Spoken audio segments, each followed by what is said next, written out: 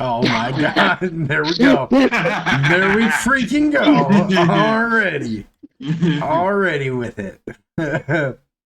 So, I like them when they look like pancakes. hello everyone. Welcome to welcome welcome to Adventures in Loxos. Shut up. Welcome to Adventures.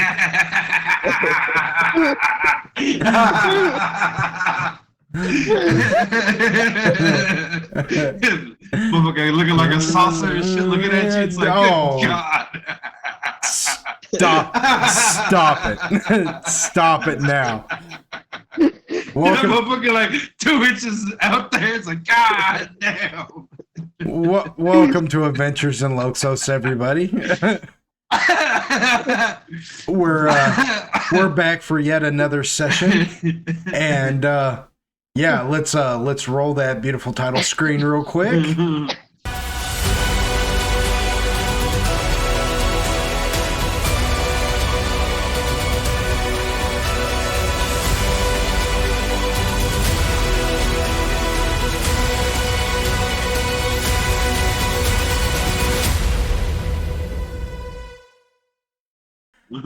All right, so I'm gonna go into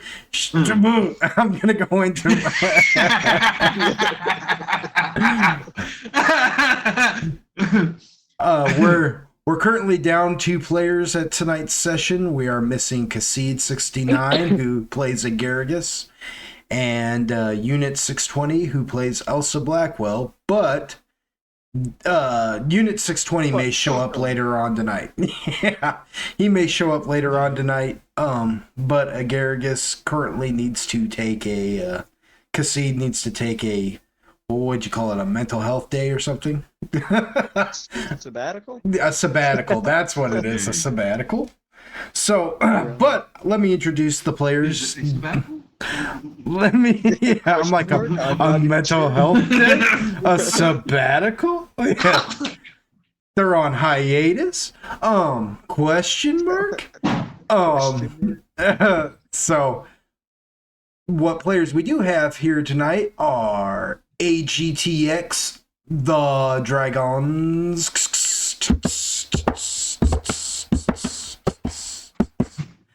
and he will be playing. That will be his fucking life support here pretty soon. Oh yeah, and he will be playing you. And he will be playing you, Quill, the Dragon Shaman, and / Slayer, which is a homebrew class of our own.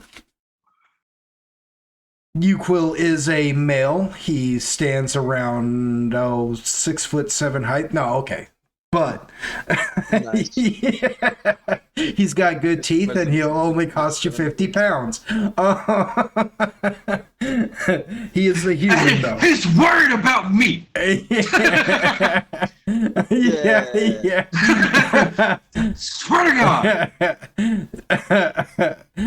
God. Then we have Icy Hot _2305, and he will be playing the half drow Deep Druid. And Deep Druid is a druid who gets their nature abilities. They feel their draw to nature from not from like forests and fields and streams, but from like, caves and underground places, the darker places, the cockles. Oh yeah. The cockles. The cockles. The cockles. What? One more time in the back. Next we have Ness, who will be he said you're not. Nah, fam. who will be You want to know cockles. The cockles. Ness will be playing Android Farazan, or Lord Android Farazan, depending on who he talks to. It's actually Farizan, and yeah, like. Is it like Horizon? I heard the word pronounced the other day by like an official, because Frizen's an actual word, right? Right. I heard somebody pronounce it as Fryson, and I like cringed. You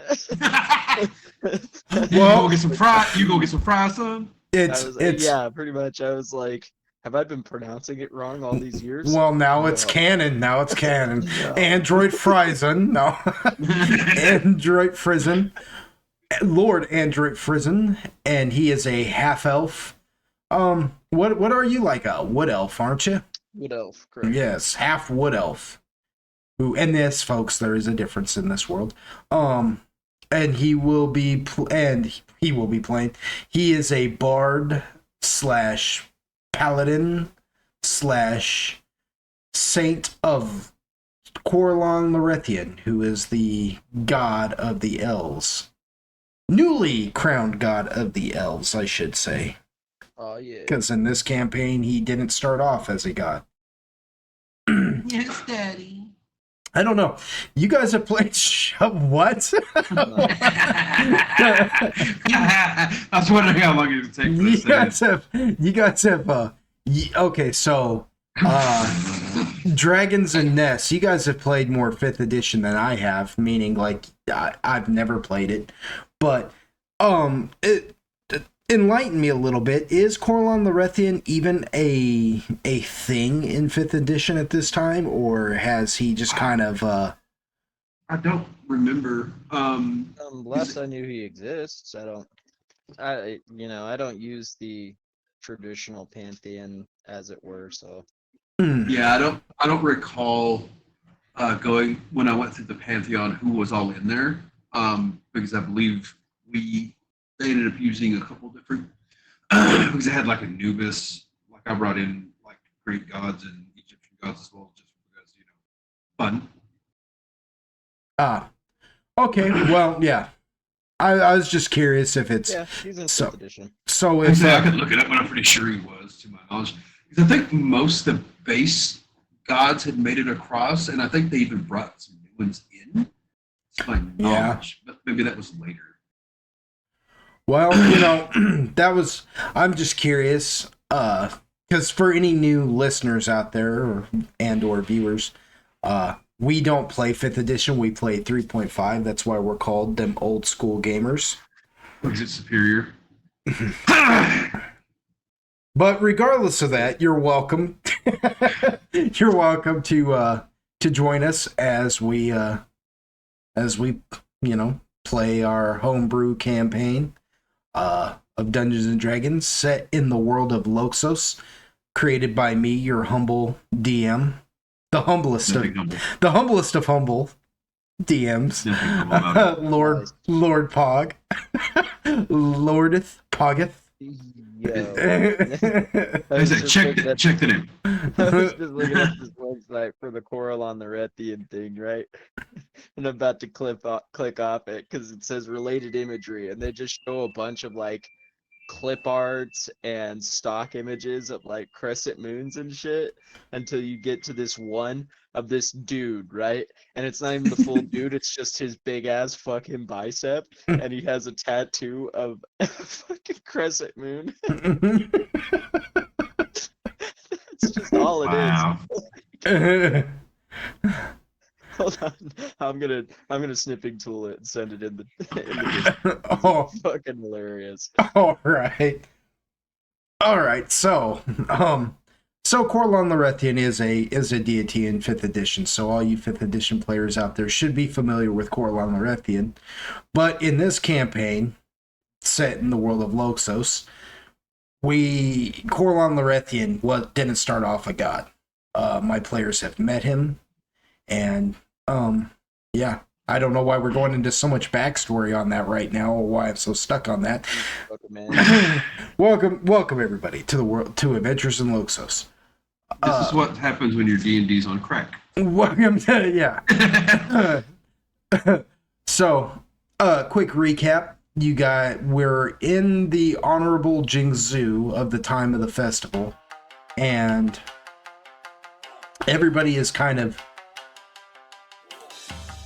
getting in where they fit in these foreign lands on the continent of Pangshu. You guys currently are in the Dragoon Shogunate lands, which is... Why doesn't it ever load? Yes, which the Dragoon are a type of dragon race, not to be mistaken for Dragonborn. You guys have made it. You guys have made it here to the land of Long Zhao Judo. Judo? Yeah, I don't know what I write sometimes. Hoodoo? Voodoo. I believe you it. do what?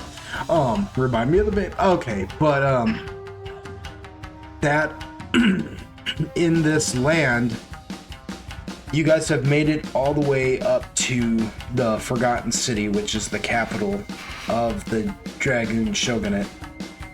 And you're here for this festival, the Honorable Jingzhu, which Uquill has been entered in as one of the contestants representing the Dragoon, because they seem to think that Uquill is like some kind of fulfilling prophecy that they've more or less have manipulated and created by their own hand, as opposed to like saying something like, one day through like vision, I know this prophecy that such and such will come, and everybody lives on it by faith, not knowing if it's ever going to actually happen or not. These guys have made their own prophecy and said, okay, now let's take the steps into making it happen, Captain. And Uquill seems to be the culmination of that. And so they've entered him into the Honorable Jingzhu. He is one of the Honorable Chosen, which is just a competition where he competes against other races and denizens of the continent.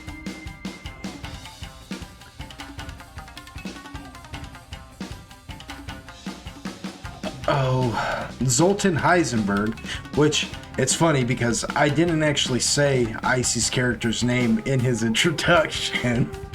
He will be playing Zoltan Heisenberg, the half-drow deep druid. I got so stuck on the cockles. Zoltan is currently investigating a plot that Agaragis overheard, something about possibly that the group, the party in of itself, may be in danger, because the party has become aware of an assassination plot against the Dragoon shaman Mazaru. Now, Mazaru, she's like a figurehead. You would almost call her a religious figurehead, but they don't really like look at religion the same way as like other places might. But she is sort of like a religious figurehead, and so she's kind of a big deal. And the problem is that no bloodshed, no murder can happen during the Honorable Jingzhu. Should murder happen, whoever committed the murder is murder, death by murder, murder by death, but whoever commits the murder is instantly executed, regardless of like status or who they are or where they come from. It's an instant no. But because the Dragoon host the Honorable Jingzhu every 30 years in their lands, which is basically the premise behind that festival is everybody comes together for a time of peace. All the shogunates, all the tribes, all the mercenary groups, everybody comes together to have peace and run this tournament and just, party. Well, if a Dragoon, however, is murdered, that will instantly end the Jingzhu forever, because the Dragoon have always hosted it. They expect a little bit more respect than that. And not only will they never host another Jingzhu, they will instantly go into battle and not only kill the person who did the murder, but they will like fight to erase their whole like bloodline and people and blah blah blah. So the fact that there's an assassination attempt against not only just a dragoon, but like one of such high status as Mazaru, the shaman, that's, you know, no bueno. It's no bueno question mark? Yeah. So the fact that question mark. So the fact that you guys have become aware of it, and now Agaragis is hearing about a plot to eliminate you guys. It shows that there's all kinds of working things going on right now. All kinds of different people are probably involved in this, and Zoltan, you are currently investigating Agaragis' findings on the matter. Android, you came to one of the the race known as the Bunzai, which are just basically like, for those of you at home, you know what a lizard folk is. Well, take that idea and make it a rabbit, and there you have it, a humanoid rabbit. They're called the Bunzai. Android, you have found an ally in the Bunzai tribes, because they're not a shogunate, they're just a tribe. The Bunzai tribe's leader, the Great Hare, you found an ally in him, and you actually went to speak with him to get some advice about what you should do about all this assassination plot and everything that's going on. And while you were sitting there watching the tournament with him, watching you, Quill, actually fight in the tournament, you became very woozy and passed out as if you were drugged. Oh, right. And that is pretty much where we're picking it up right now. You, Quill, you are currently in the... You're right. That is a crescent moon on a dude's bicep. So dumb, right? Yeah. It's so funny. You, Quill, you are currently... Yeah. What is that? You are currently in combat. Yeah, you are currently in combat right now with... Am I in combat? You are in combat. Wombat. Did I cut out or something? No. The way you emphasize the cut on the combat. Almost like you play Mortal Kombat. Nice. Yeah. You are currently in combat with a kitsune by the name of Kazu. Which, if you, the viewer at home, have ever watched Naruto, you know what a kitsune is. But basically, it's a humanoid fox person. You are currently in combat with him for the tournament.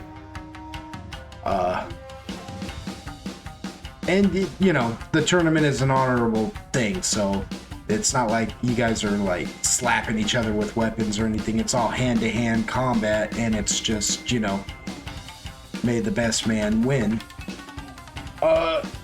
Where we last left you, Quill, if I'm not mistaken, you had knocked Kazu down, and then he had he swept the leg, and I stood up. That's right, you stood up. What did you do after you stood up? I can't remember. Did you kick him or something? I believe we were discussing what I could do. Since standing up was technically an action, it didn't provoke an attack, but like standing up would take most of my shit. So, and most I could do is attack him. Yeah, I believe so. Because it can't provoke an attack of opportunity because he was down too. He's technically prone as well. So you standing up, it's just you standing up, yeah. Which does take your movement to do. Yeah. But you still get your attack action. Which I know in 5th edition, right, they discern between the two, movement and attack. But in 3.5, you just call it a standard action and group them together. You got like, yeah. So your two standard actions are move and attack. So, and you've already taken your move. So yeah, I guess I'll just try to like kick the shit out of him.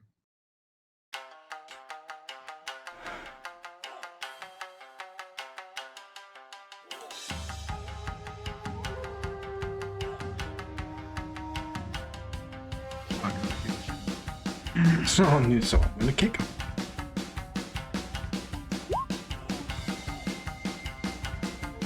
Alright. Unless he's wearing some crazy shit, he's just got kicked. No, he's not wearing some craziness or anything. He got kicked. Roll your damage. Like, unless What did we say the damage was last time? it was your hit dice, plus your strength modifier. I think it's like,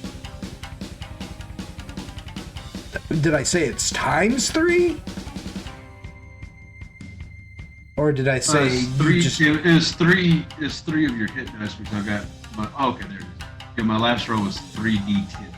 Yeah, that's what it is. Yeah, plus your strength modifier. That's what it is. You get 3 of your hit dice. Yes. I couldn't remember how exactly I did it.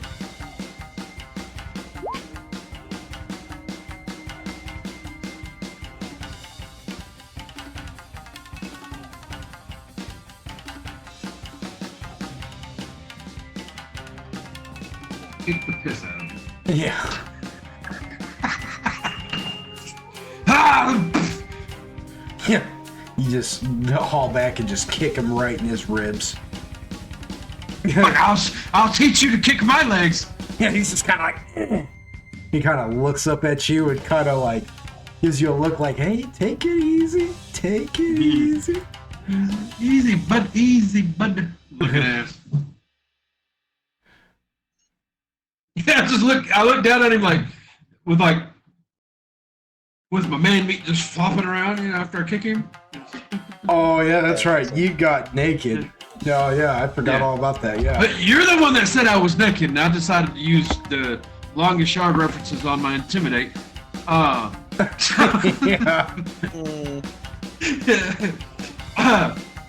So I flop it after I kick him. I'm just looking at him and shrug and be like, "You can tap." It's only gonna get worse. I think he's gonna go for a tumble. Yeah, I think that's what he's gonna do. He's gonna try and tumble between your legs. You're allowed to roll a reflex. See if you can stop him from doing that. You know what I mean?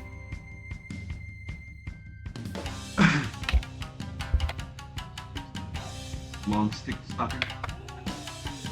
I don't know what that's supposed to mean, but let me preface Oh, this. you know! I You know! don't want to know what that's supposed to mean. Oh. You know.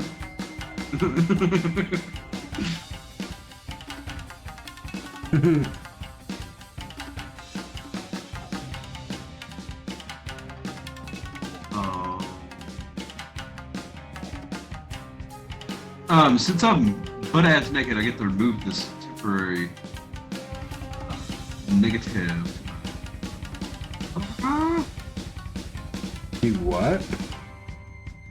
I have a -7 due to my armor, but since I'm not wearing my armor, I get to remove that. Oh yeah, My reflex. yeah.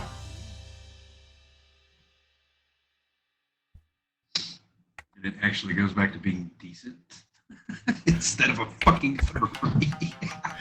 Yeah, yeah, yeah. That would help. It's hard to move when you're wearing a ton of armor. That would help. Yeah. He that's pretty decent. He does manage to you try to close your legs on him, and he kind of just scrambles and rolls between your legs, and he pops up onto his feet. He's gonna jump up onto your back and try to put you in a sleeper hold. He's just gonna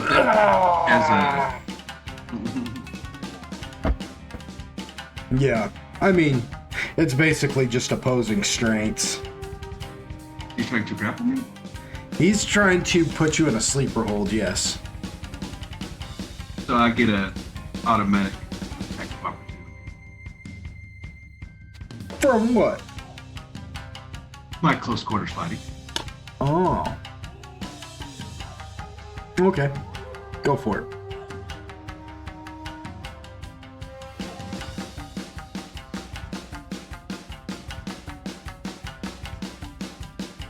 Yeah, it doesn't do anything besides basically like I have to land the attack for, you know what I mean? That's instead of using like, you know, pushing 3 seconds, I punch him in the face. Ah, I see.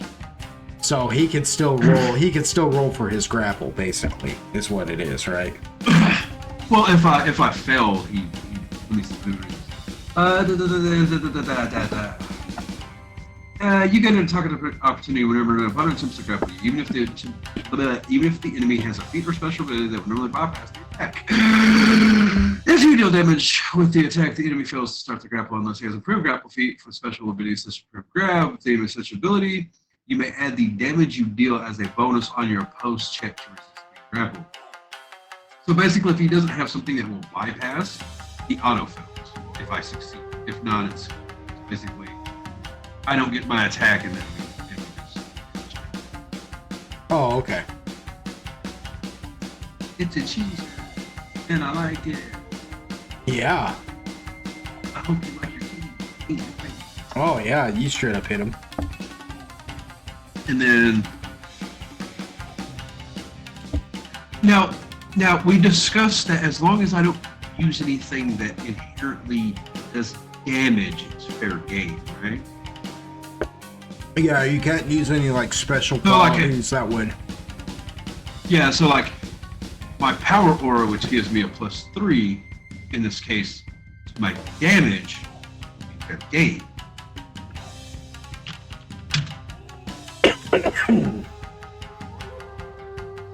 So all it does is buff the damage that I'm already inflicting. Yeah.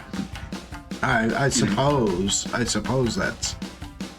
Yeah, I mean, yeah, because it's not like you're actually hitting him with like a sword or anything. It's just buffing your body, right? Basically, yeah. Oh yeah, yeah. 3 more points of damage, and god damn, I elbowed him in the face. Oh wow. I took a tooth. I took one of his little foxy teeth out. God damn. You don't roll much better than that. Ooh. I'm gonna have to get the calculator out for that one. For whack. Okay.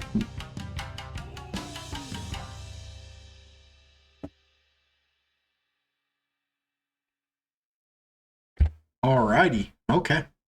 Okay. Well, yeah. So he tries to jump on your back and put you in a sleeper hold, and you just elbow him right in his mouth, and he falls back. He's like, "Oh, shoot!" The audience is like starting to feel it too. They're like, "Oh!" You know, the announcer. He's just like, "Ah!" The drag. Oh my god! The Dragoon representative brought his fighting skills with him today, folks. Always had him. Yeah. I am the one. All Neo right. looks up to me. I suppose that that's his turn though, because he can't really do much anything else. Well, that was all just movement, but he did go for the grapple, which is like an attack, and so he failed that. So yeah, that just took his whole turn. He's like sitting there holding his mouth now, like ooh, kind of setting his jaw a little bit.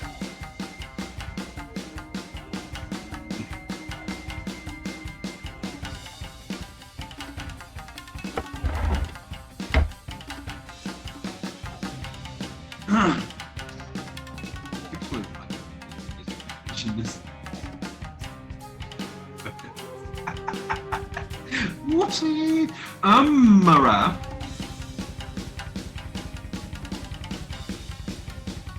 Hmm.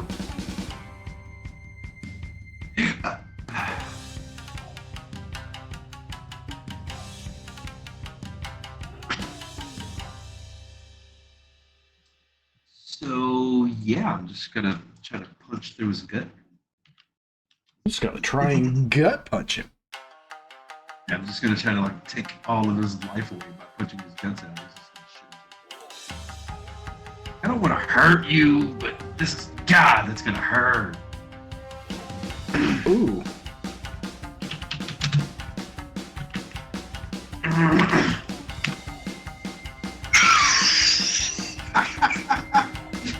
God damn, I'm on one tonight. Wow. All right.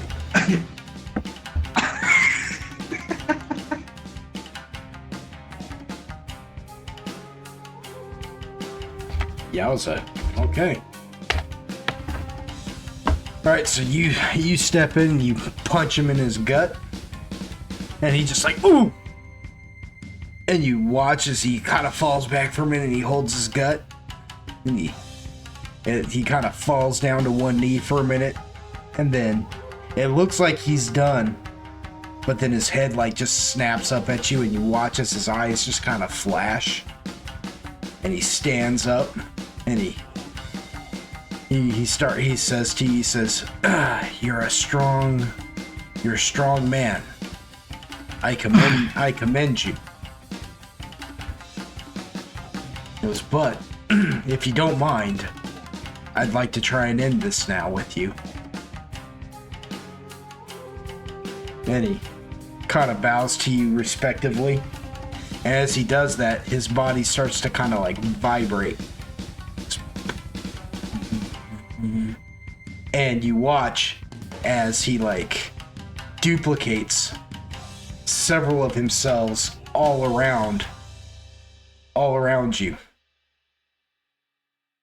And as he's doing that, he begins to move his original form and begins to just kind of like, it's like the cup trick. Where is the ball? You know? He starts to like blend in with his duplicates. Now you can, on your turn, I will say you can roll a spot to see if you can't spot the real him. You know what I'm saying? Mm-hmm. But as of now, there are several just, you know, duplicates just kind of hanging out. You can roll a spot or you can roll a will to see if you can, you know what I mean? Just whichever one's going to work out for you better, I'll say. You know what I mean? What we will do is immediately switch to senses, which gives me a plus.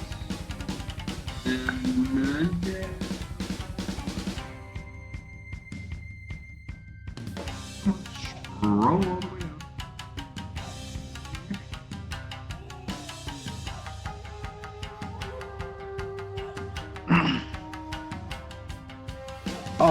That'll be on your turn though. Oh, my bad. My bad. I thought you was like, on his turn, he's just getting on his turn, he's getting the full weight of the advantage. And basically all that's going to do, right, really what the spot will do is you'll have an idea of where to attack. And if you fail the spot, then you can still attack at him, but you have to roll a percentage dice of so much to see if you actually hit him or not, or if what you hit is just one of his, you know what I'm saying? Yeah. But as it stands right now, he's just coming in for the attack and just, you know. Which is going to put you at a disadvantage right now. Every time he attacks you now, it's a -2 to your AC. Okay.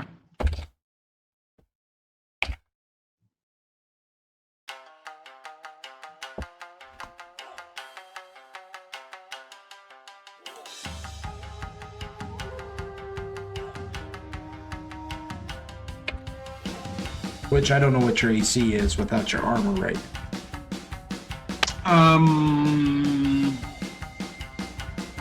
Is wrong tab. It is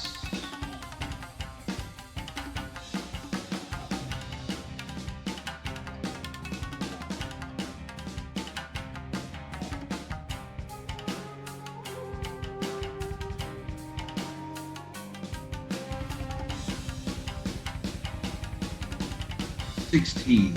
16? Okay. I believe. Well, and then Yes, at the -2 right now with all that, you're sitting at a 14, right? Yeah. So he like he comes in and just slaps you doing.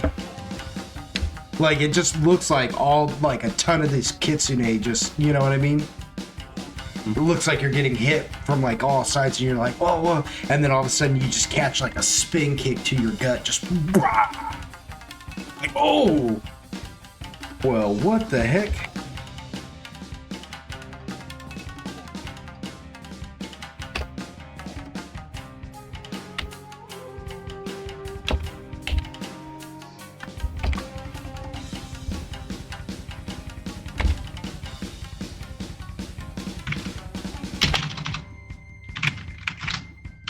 Yeah. Doing only 19 points of damage, though. So he comes in and just whap! Slap kicks you. And remember, this is all subdual damage. Yeah. You still have what your health was at from last session, right? Mm-hmm. Okay. Yeah. Yep. So it's all just subdual damage, so it's not real, like, you're not gonna die from this, but, you know. He would take a while. He's like, just comes in, just whap! Slaps you in the stomach, and then just kind of fades back into the ether of his forms. And it's your turn. Okay.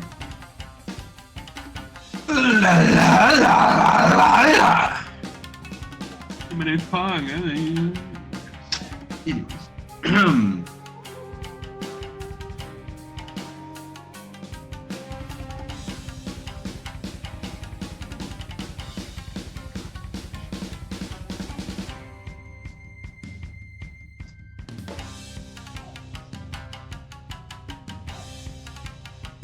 Actually, it's even better.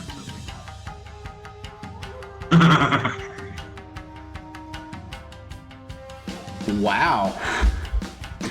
Wow. Roll20 likes you tonight, don't it?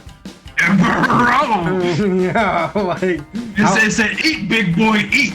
How long has it been, dude? How long has it been? A fucking long time. When it's been this good to me, like, when the last time we fought that horde of orcs, when I just, like, walked through the ranks, I think it was the last time it was this nice to me. I'd say so. They're like, you're not gonna lose to this kitsune. I refuse to let you lose to this kitsune.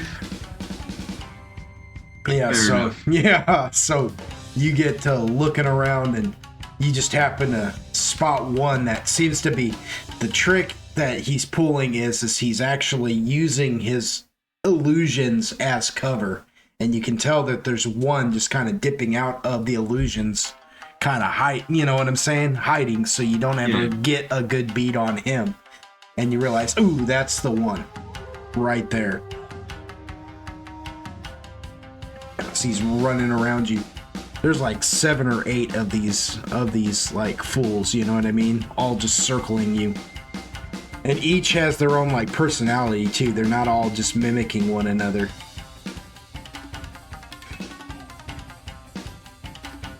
Ooh, and that's a hit.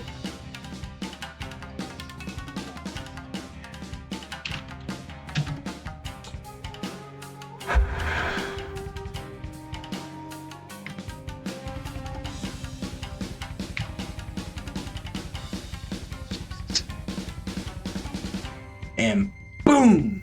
So what do you do? How do you drop him? Because this is the kill shot right here. Ooh. Oh, what is the last one?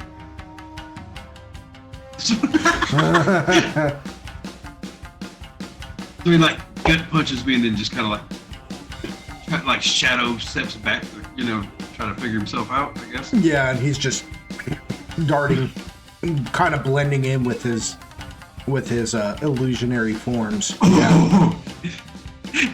So yeah, Yuko kind of spots it and like nonchalantly walks in that general direction and stands before like him in like his little fucking, you know, charade, and like he's looking at like whatever, you know, like the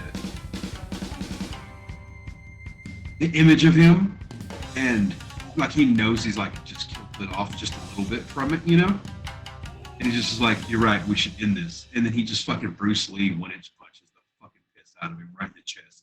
Ooh. Like he's just real chill about it, just like, You show wrath. Bam! Yeah.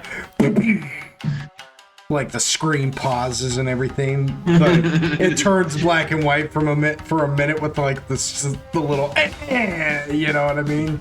Shot, yeah. It's like vignette with the black. You know what I'm saying? You're like, yeah, spadoodle goes everywhere. Yeah. And when that happens, freaking the Kitsune Kazu just. His eyes go kind of wide and he goes spinning around, just kind of, and all his forms just vanish and he spins for a minute and then just hits the ground, just knocked out. And the audience gets quiet for a minute and they're just like, what? No. Huh? And the announcer's like, oh my goodness, I thought our Dragoon represented Honor Chosen was in trouble there for a minute when Kazu was using the natural abilities of the Kitsune in their duplication abilities. But no, he focused and got the right one. Turns out Kazu is knocked out, ladies and gentlemen. Everybody's like, oh! You see the guys up there on the billboard, like doing the bets. They're just kind of like, oh my gosh!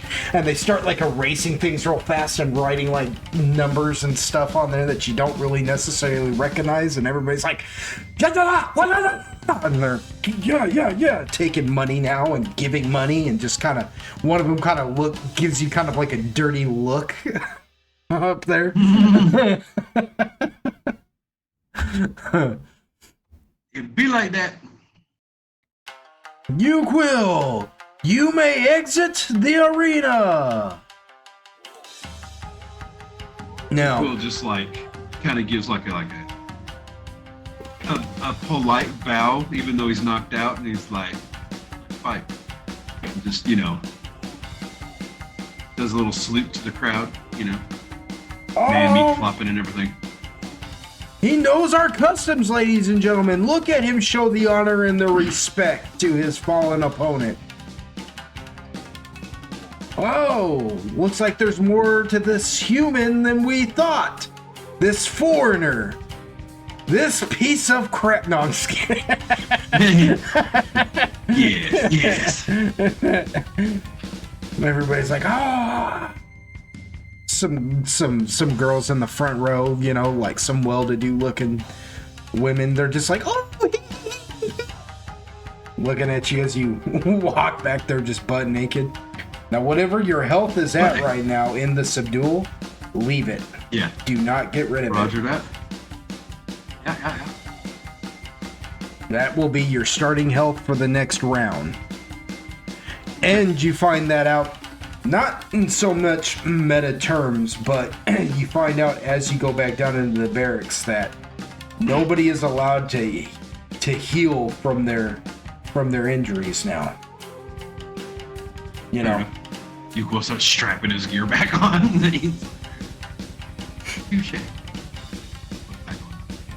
Yeah. As you get back down there, you see the remaining contestants now. The homegirl that was real smug with me, she got knocked out, right? Yeah. No, she's there. She's there. Oh, okay. She got the bye. Oh, that's right. Yeah. Yeah, Yuko just kind of smiles at her and fucking, as he's getting dressed butt-ass naked, he just kind of smiles at her. It's like, good fight.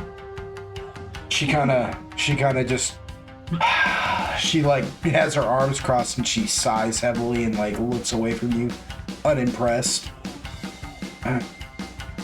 She's not like the typical women that Quill is used to dealing with. She's just looks away from your naked form.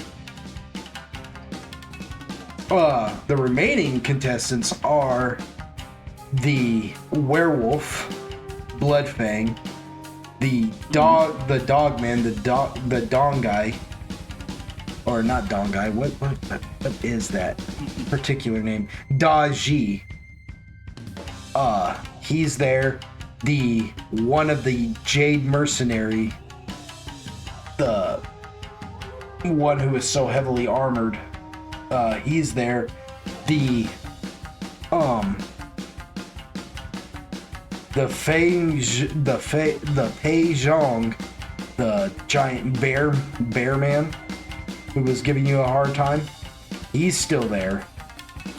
And then there's the Hao, who is some kind. He's basically a monkey, is what he is. A humanoid monkey. Yeah. It's a monkey. Yeah. And that guy is there, and they are the remaining. And you will be paired up against one of them soon enough. But you are told to take a break while more festival like shows take place outside in the arena. They have other things. So you are allowed a rest, but you are just not allowed to treat your wounds. You know what I'm saying? Yeah. While this is going on, you're even given the option to leave the barracks and go out amongst the festival people. You're not allowed to leave the arena area, but you are allowed to go amongst the people and speak with them and allow them, basically gain fans if you so wish, you know? Of course. Fucking you will. Of course he's gonna go. Yeah.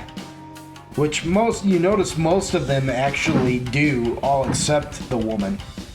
She stays behind and continues to just, sit there, Yeah. brooding, as it were, but she doesn't really seem to be brooding.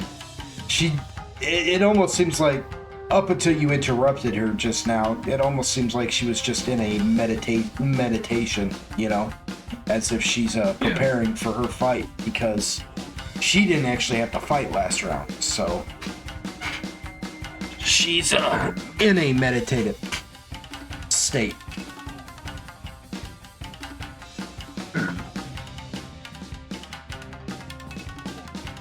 Android. Yes. So you missed the last of that fight. You don't even know who won between you, Quill, or this Kitsune he was facing off against.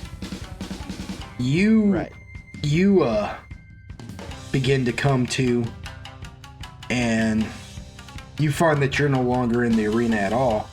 You're now in a room tied to a chair. It's not tight. You don't feel as if, oddly enough, even though you're tied up, you don't feel as if you're in immediate danger,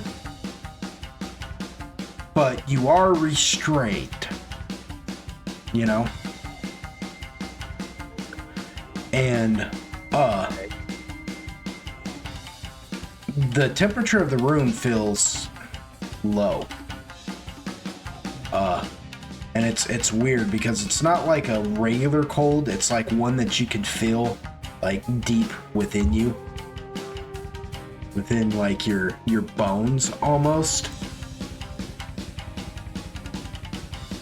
And standing there, you see the great hair, and he's like, "Oh, you came too. That's good. Sorry about all of this, Android. You understand that, when I realized how close you were getting to the situation at hand, I had to make arrangements for you, as it were."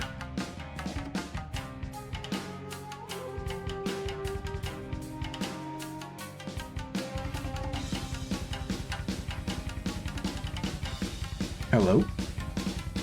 Yeah, I'm listening. Oh, yeah, that's it. There's nothing to say to that. Oh, okay.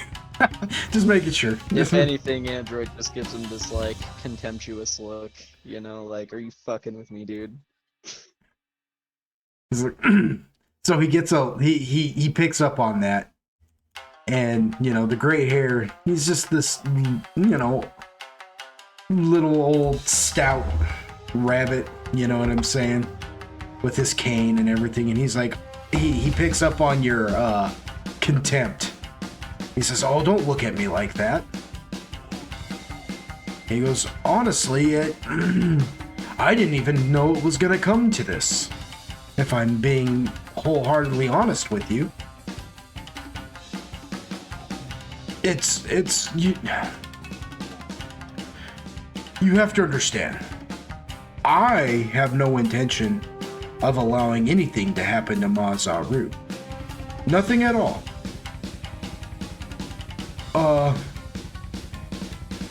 We first found out about the assassination plot. Oh, maybe just about a week ago. And we decided that if we could get to the bottom of it and stop it, then, I mean, look how much better in standing the Banzai would actually be. Then everybody would know the Banzai as the tribe who saved the honored Jingzhu. You understand, don't you? I have no intention of hurting Mazaru, nor letting her be hurt.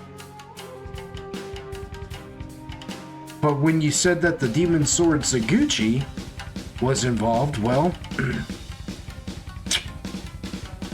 that's just not good. That's not good at all.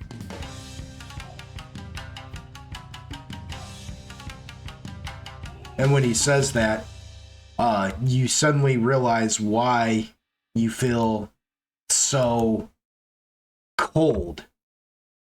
Why things just don't feel... Told you so cold! Yeah.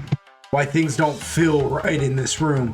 As you watch as this man, who, he's a human man, who comes around the corner and he's got this sword in his hand that seems to be what's radiating this unnatural chill in your body. That wasn't a picture file, my guy. Yeah, I know. I don't know why it wasn't. What is a JFI app? I don't think I've ever seen that. I have no freaking clue, but that is really irritating. It's a J motherfucking peg is what it is. Yeah, Right. It's a something. It's a something. Did somebody say peg? Somebody's... Did you say steak? She's not awake yet. Did you say... Damn it! Did you say steak? Mm-hmm.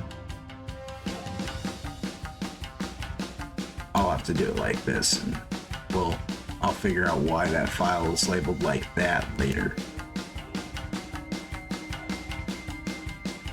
Go hit you with the mask. Oh.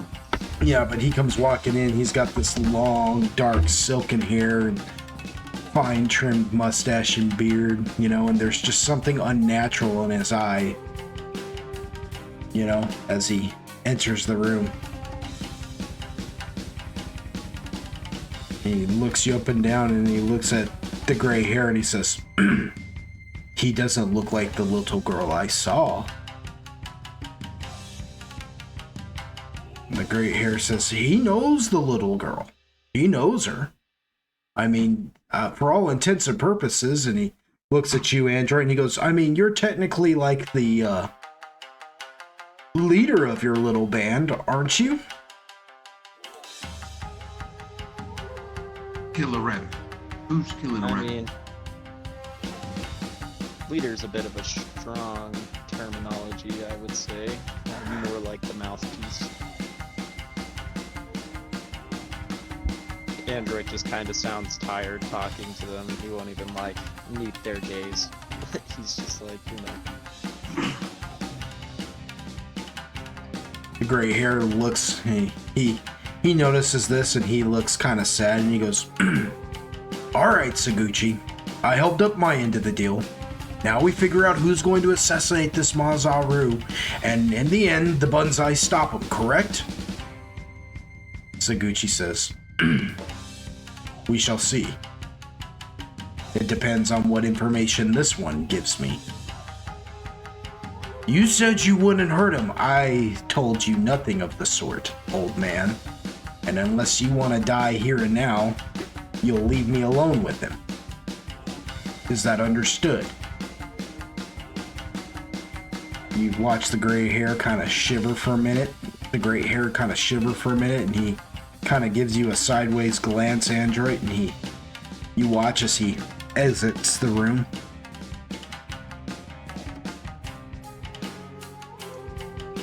Saguchi looks at you, Android, and he says, you feel this cold, don't you, lad? I do not. You don't. Ooh. At this point, the cold of your blade against the cold of the frozen wastelands in which I've trekked do not compare, sir. Oh.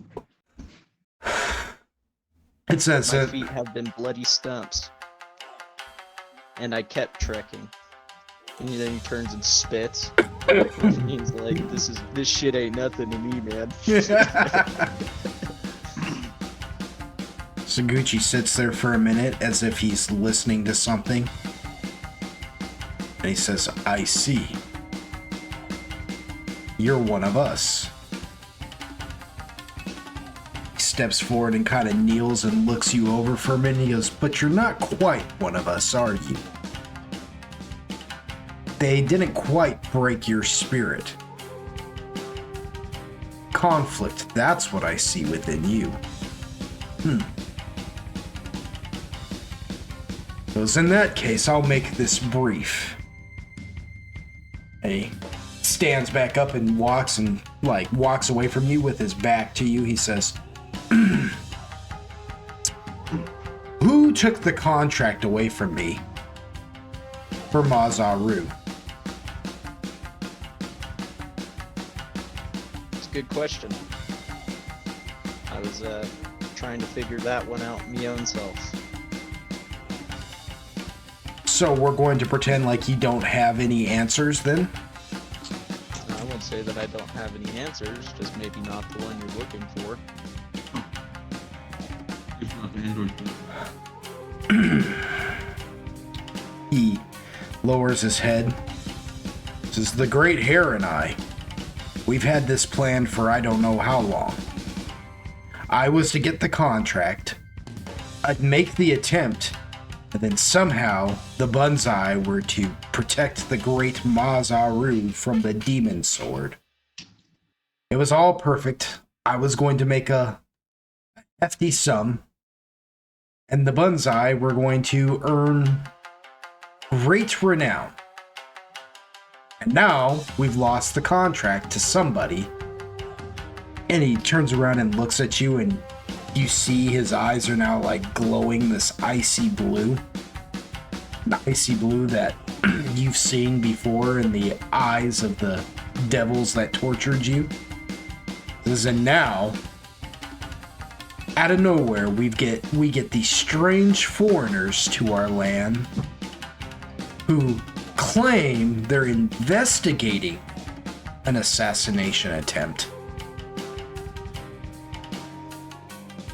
but are in no way tied to these lands or its people.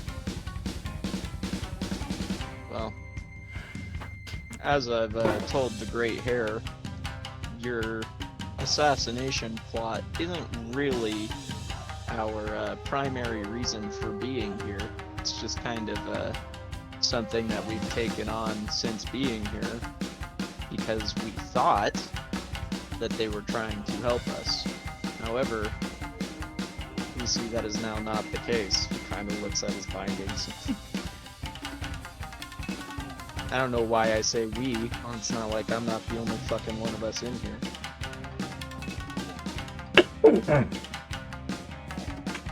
You know, if you're lying, which I halfway think you might be, I have ways of getting the information out of you. Android just kind of looks at him and he's like, if the piece of information that you're looking for is with me, I'm not intentionally keeping it from you. I'll put it that way. I just may not have put 2 and 2 together yet. He says, we shall see. And he draws the sword, and when he does, you see that the sword is made of steel, but it has this icy blue wisp to it, as if it's alive. And he says, if you're telling me the truth, then good for you. And then I apologize for what I'm about to do, because this is going to hurt. And then the blade almost becomes like ethereal as he walks up to you and like downward slashes it across you. And when it does, it feels like your veins are filled with ice water, and you're back there once again in the realm of Levistus, feeling that cold, that all too familiar cold. Information is being torn from you. But before... Like, oh, fuck, hey, that's what I know, not what you do. Yeah. But before it can get too far, all of a sudden, you feel this like clash. It feels like if you were a sword and you were to clash against another sword, you now know what that feels like, to be made of steel clashing against steel. Yeah. The spark, the flame that happens, the strike of it, and boom, it's broken. And you see Saguchi like standing back now, holding the sword in his hand, his eyes wide, as you see this, what looks like this wisp of a demon, or a devil, I should say, sitting there on his shoulder, like whispering in his ear, like frantic. And Saguchi looks at you and he says, when he sees you watching him, he looks at you, he's breathing heavily and he's got sweat pouring down his face, and he says, you didn't tell me that you were marked. Didn't rightly think it was any of your business.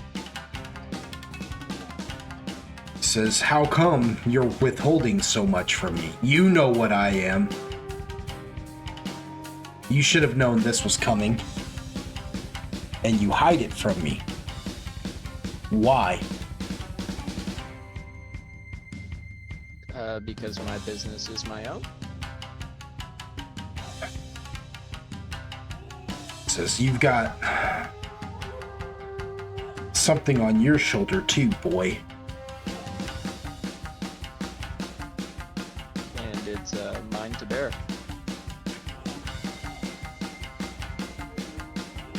There's nevertheless, and he like sheaths his sword, and you watch as the wisp just kind of vanishes, and he kind of regains his composure, and he says, I have nothing left to discover from you. Says, I would be better off just killing you right here and right now. Probably. Unless you yourself don't want to end up dead. Oh, shit, son. Says, so you're already giving into it then, are you? Becoming what it wants you to be? What he wants you to be?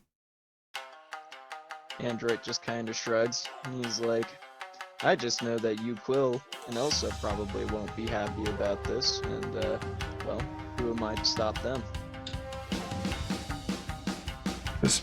You should know better. You should know, if you have any inkling of what it is that you've been through and what has happened to you, then you know that I have experienced the same. You should know that paltry handful of mortals isn't going to do the trick against me. Especially not since... And he kind of looks you over for a minute and he realizes something about you that he decides to keep to himself, especially since I apparently have agreed to more than you have so far. However, kind of looks him over and he's like, then what position are you in to be lecturing me? with that, he just kind of stands up and He's like, that's what I thought. yeah, like he doesn't like that at all. But before it has a chance to go any further, you hear like a banging on the door. And it busts the great hair and let me Chick? The rabbit chick? no, it's not the rabbit chick. It's let's see if I can. Starting to think I want one. Oh, rabbit chick. Yukul's he's got what, a couple humans. He's going back for the half drow. I haven't forgotten.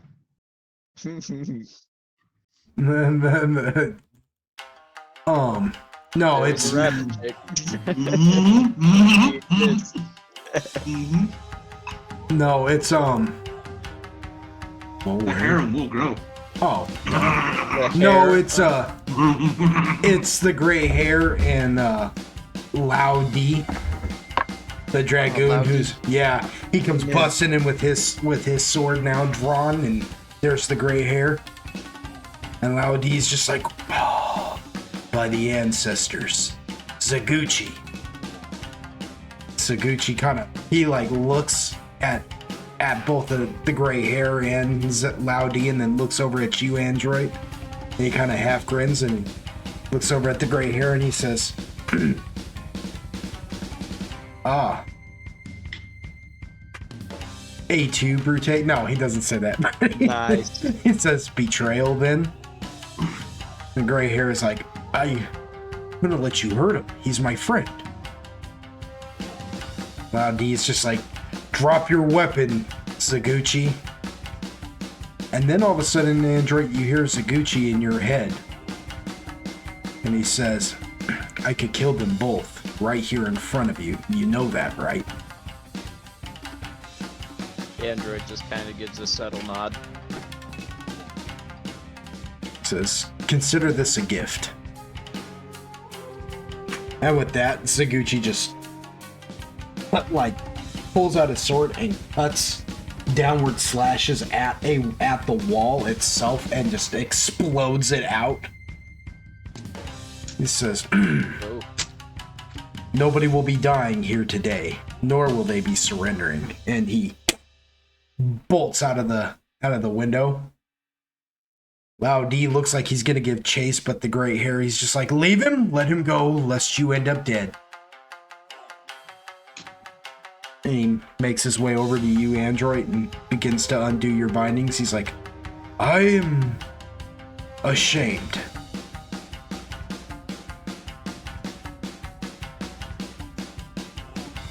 I don't even know what to say. Android kind of stands, he's doing the thing where he's rubbing his wrists or whatever, and he keeps his head hanging and he says, no, the shame is with me. He says, we'll take care of this. I don't know what to do yet, but we'll figure it out. At that, Laudi is just like, well, the gray hair has informed me of his part in all of this, but that still doesn't tell us who actually set the plot up. Just that he had prior information to it. Whoever put out the contract on Mazaru is still there. Still working behind the scenes. If anything, I wouldn't worry about Zaguchi from here on out. I don't think he's going to be much of a problem.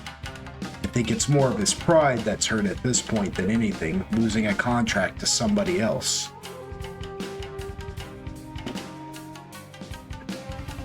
he walks up to you, Android, and he says, "You are okay, though." In health. As well, I am infinitely ashamed that I could not be there to help you. I should have never left your side in the first place. He says, well, if I had any better sense, I wouldn't have left the side of my companions, but he just kind of waves the air. When you say that, the gray hair kind of flinches a little bit.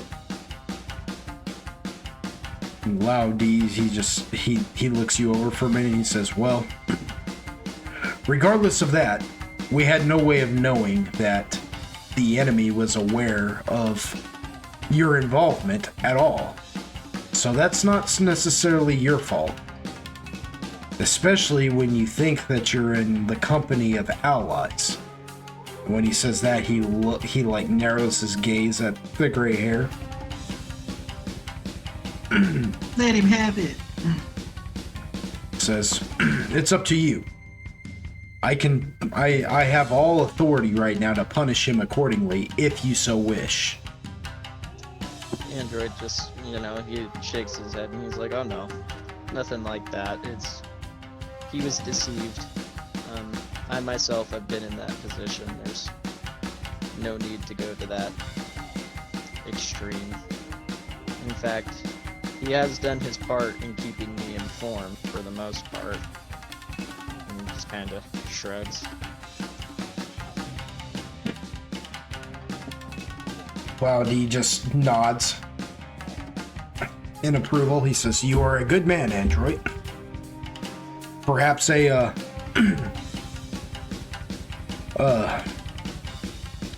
what's the word I'm looking for? Not sympathetic, but sympathetic seems to be the only word that wants to come to my mind. You are a kind man. I don't know how many people would have let him get away with this. However, no bloodshed can happen during the Jingzhou anyways, so his life is not in danger. I will inform my people of what has happened here today. I will omit the gray hair's part in it, though. Just If that you would be so kind. I had a feeling that you would prefer that. And that we don't have to worry about Saguchi. That he won't be a danger to us at all. I have a feeling his involvement is done in all of this. And then from here on out, I will assist you in all things. And do my best to watch your back from here on out. Lest there be others with more traitorous intent than just a simple stupidity, I suppose. When that happens, the gray hair says, if it be your will, my lord, and he says this to you, Android, I would love to, it would be an honor for the Banzai to assist you in any way, shape, or form as they could as well. Android kind of thinks this over and he says, well, I still have no ill will against your people, even though I feel as though you've deceived me. He says, so, I will not withhold that chance, I suppose. He just kind of shrugs. He says, all people, are deserving of redemption. I give you my life debt right here, right now, that no matter what, if it should be, I myself will die in assisting you with this for my deception. When he says that, he pulls out a knife and cuts his hand, and he lets it bleed out. He says, "This blood is now your blood. To shed it as you will." Android just kind of scratches the back of his head and he's like, well, I appreciate that, but don't go doing something like dying in my place.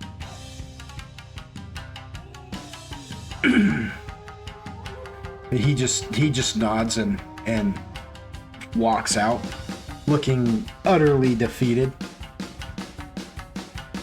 Wow, D says, "Ugh. Honestly, the only way that this is going to be right is if he does die in your name at this point.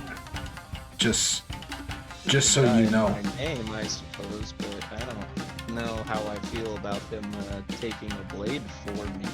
If that blade is mine, let it be mine. The old fool. He really isn't that bad, you know. I've had a lot of talks with the Bunzai before. He was just deceived. Sad, really. All this. Just to protect this empire we have here. You know that's what this is about. It's not even so much about protecting the Jingzhou. It's just all about protecting this empire and the structure we have.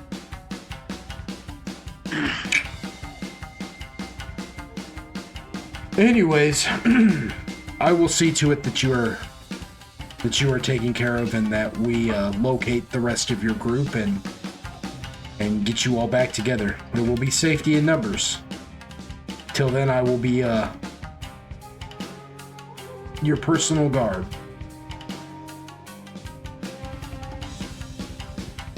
Hendrik says, very well. Thank you.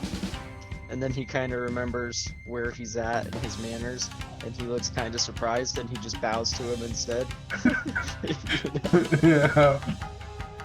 Loudy just kind of chuckles and he says, "Oh, we don't need any pretense right now.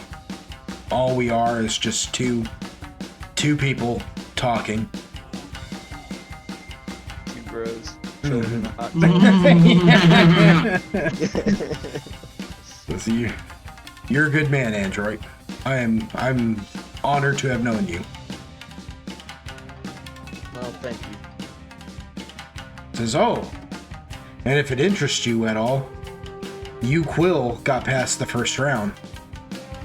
Android like pumps his fist. It's like, yeah, Like, attaboy. yeah. Took himself out of Kitsune, who was currently doing his duplication. Oh, that's pretty tough. Android like nods like he knows what he's talking about. You know, like, yeah, that's you, Quill. Says, "All right, well, let's get you back to the arena then, and we'll see what we can do about getting more information on the Nezumi." Said, from what the gray hair told me about, there was a Nezumi. Oh, yes, the one that broke the capsule and melted. Yes. All right, well, we'll begin rounding Nezumi up and beating information out of them promptly. Cool. It says, "All right."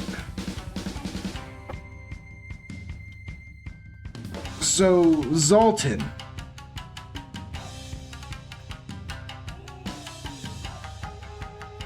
Hola, ¿cómo estás? Hola. Zoltan, you...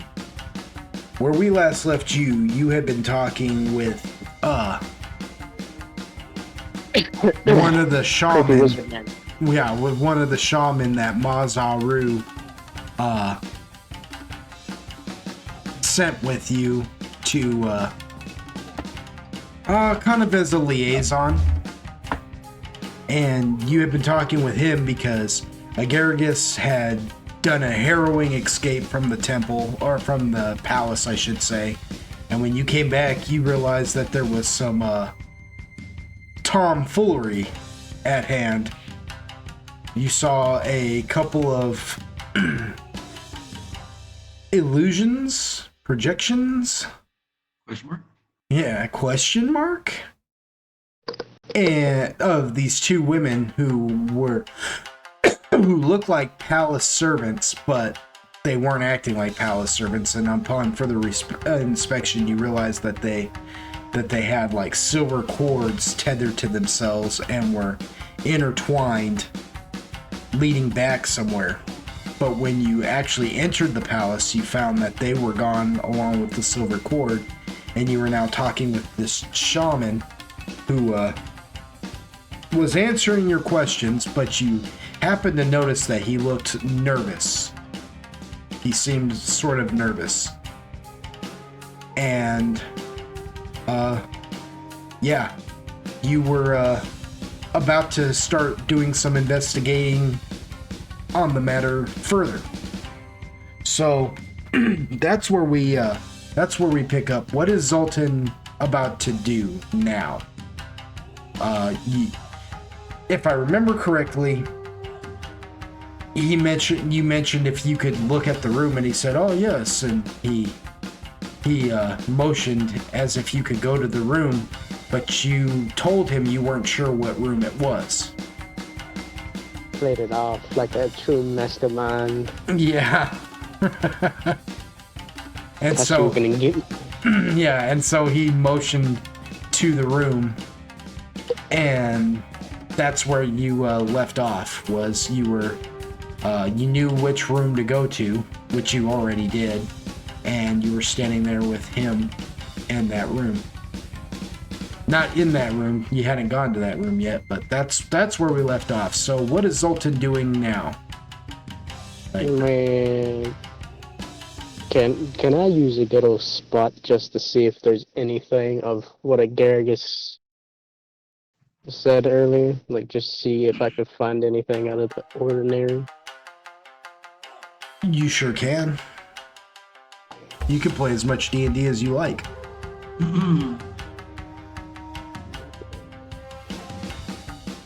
Let's see if that clicked it. You did. Okay, so we go with the first one because it likes to roll it twice for some weird reason. So you kind of look around. You're just inspecting. You're just looking around for the sake of looking around, right? Like, you're not looking for anything in particular, just something out of the ordinary, correct? See. So, one of the things you do notice is what he was talking about. You do see a royal guard walking by. Now, the royal guard itself doesn't seem to take notice to you, but he does fit the description that Agaragis gave you. You know, he's a dragoon with that is heavily armored dragoon with the wings, and he looks like a dragon of old, really, just in more humanoid form. But all the stories you've ever heard about dragons, he pretty much fits it, I guess you could say.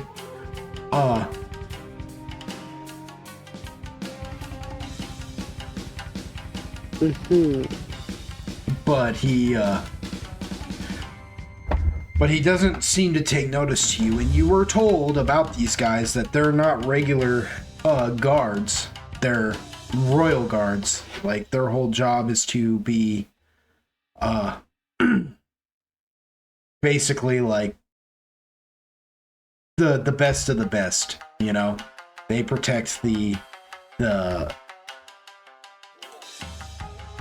Forgotten City and the Emperor, the Shogun, as it were. And as you watch, as this one in particular goes walking by, he He takes no notice of you. He seems to be about his own business, just doing a march, as if he's like just marching around the perimeter, or as if he's got something of his own import to look into. But you do see one.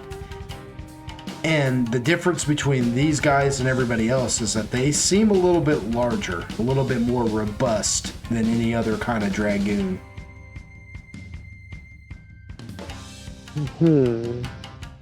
As you look around more, go ahead and roll me another spot. Okay, I lost it.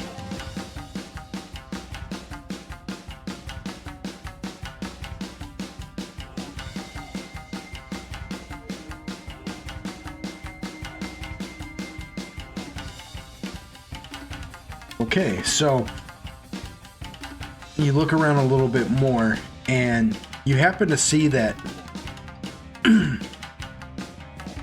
not so in the entranceway, the grand foyer, if you will, of the palace. There are plenty of servants bustling around, cleaning this and that, and you just happen to see one often just off in the corner,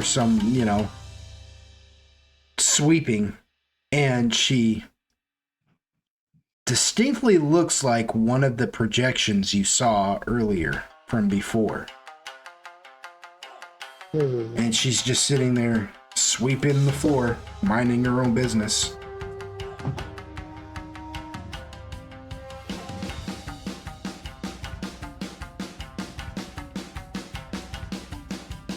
I roll another spot to see if I find a silver cord along with her. You may. Actually, roll me a spellcraft. Spellcraft is that. Gotcha, coach. A spell. Gotcha, coach. Who is this kid? Let's go.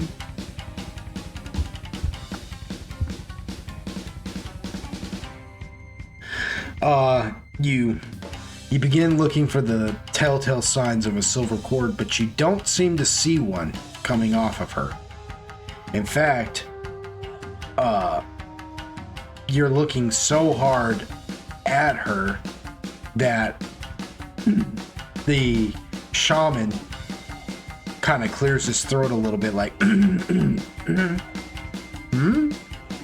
And he's looking at her too now, looking at you, because he's completely misunderstanding why you're looking at her so hard. If you understand what I'm saying. He's misunderstanding the situation.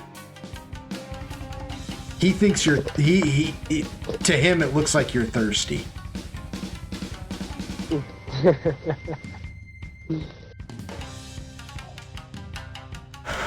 He even says,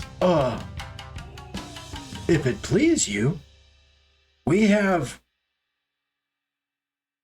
women who deal in the needs of others.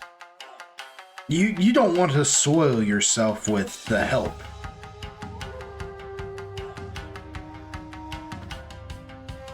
Zoltan turns red and chuckles, and he's like, no, that's fine.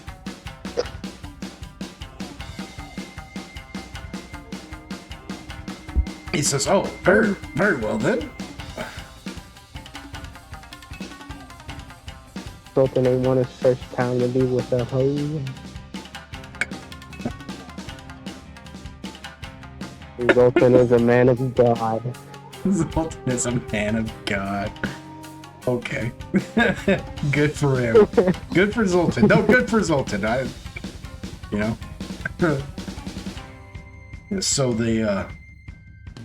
So the shaman, he's like, well, is there anything I can do for you then, or may I go about my business?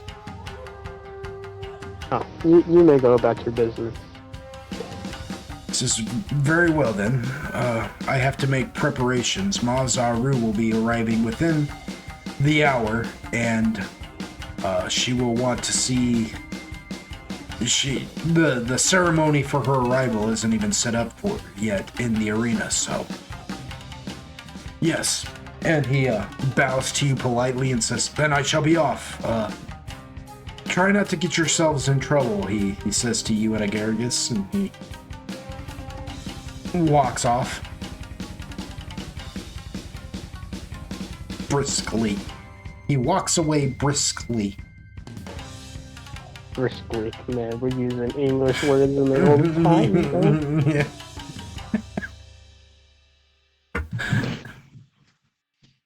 He's walking like a man with a purpose. So, Zoltan, so far you've got the room you can look into. You've got a servant girl who has a striking resemblance to one of the illusions. And you did see one of those royal guards that Agargus was talking about.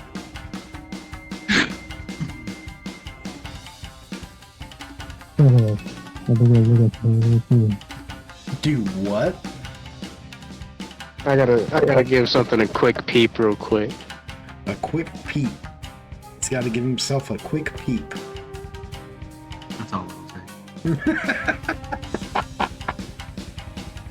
Hush, that's a man of God.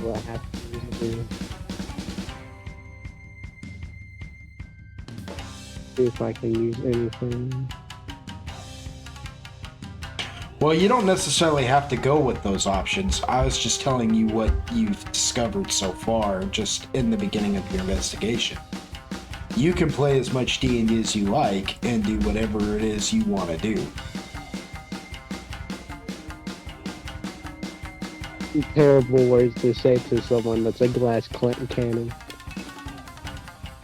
Yeah, we were talking like last session about accidentally blowing up the palace and everybody being like, "Oh, God." I'm a meteorite. Let me just.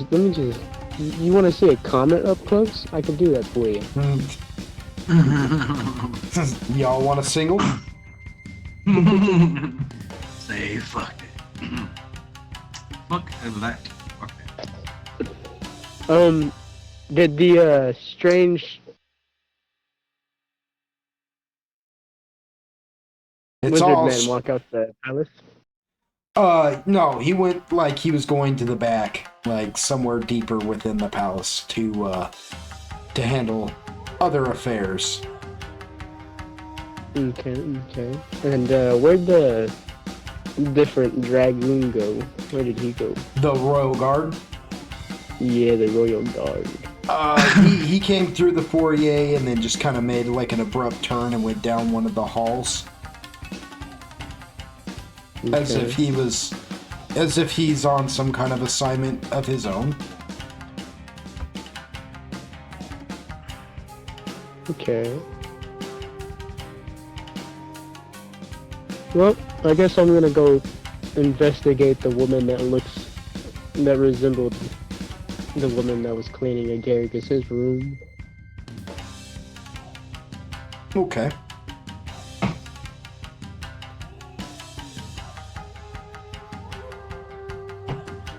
How would you like to go about that, sir? I go up to her and I say hello. How you doing? You look very nice today. She stops sweeping when you walk up to her and you say that. You can see that she's a human woman of Pang Shun. And she like stops and kind of blushes for a minute. She says, "Oh, my lord." Yes. She says, "You mustn't say something to somebody, something so sweet to one of such lower standing than you like that. The others will think less of you." You need to say, please. And she keeps her... Sorry that came out. I was trying to hold it back. Motherfucking man. I hate you so much. I hate you so much right now. I was going to say the same thing. I was going to. It was me or father. I Oh. hate you so much right now.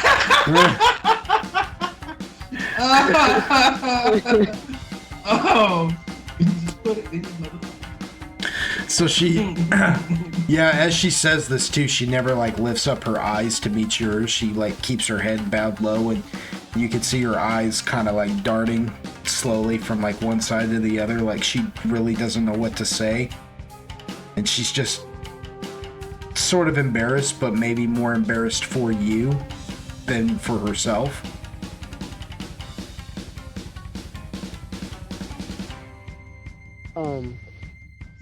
She said she said that I shouldn't say that to a lower class, right?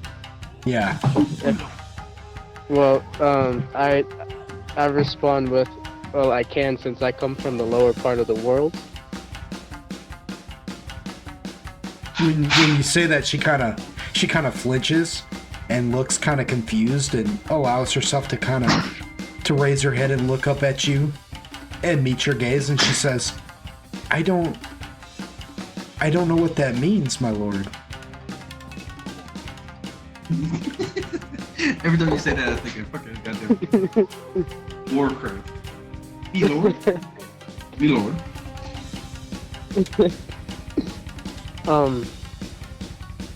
I explained to her what a drow is and how men get treated there in society. In just a short, brief term, that men are basically the equivalent of to what you are in the drow society. So I think it's fair that I can say what I said. She says, Ooh. oh. She says, you're real.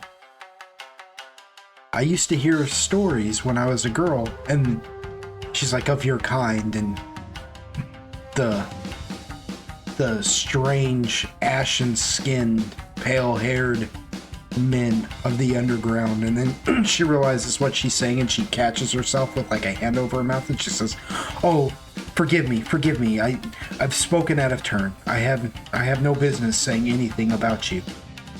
That's tragic. Knife through my heart. She says, but you're not. And then she like stops and looks at you, and she says, but you don't seem wicked. You're nice. And she looks at your skin and she says, and you're not as dark as they say. And your hair is not even white.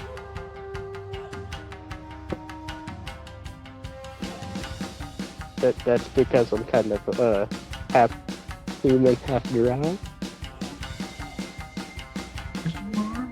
She says, Question mark?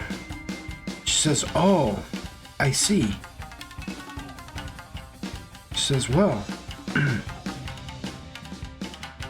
what can I do for you, my lord?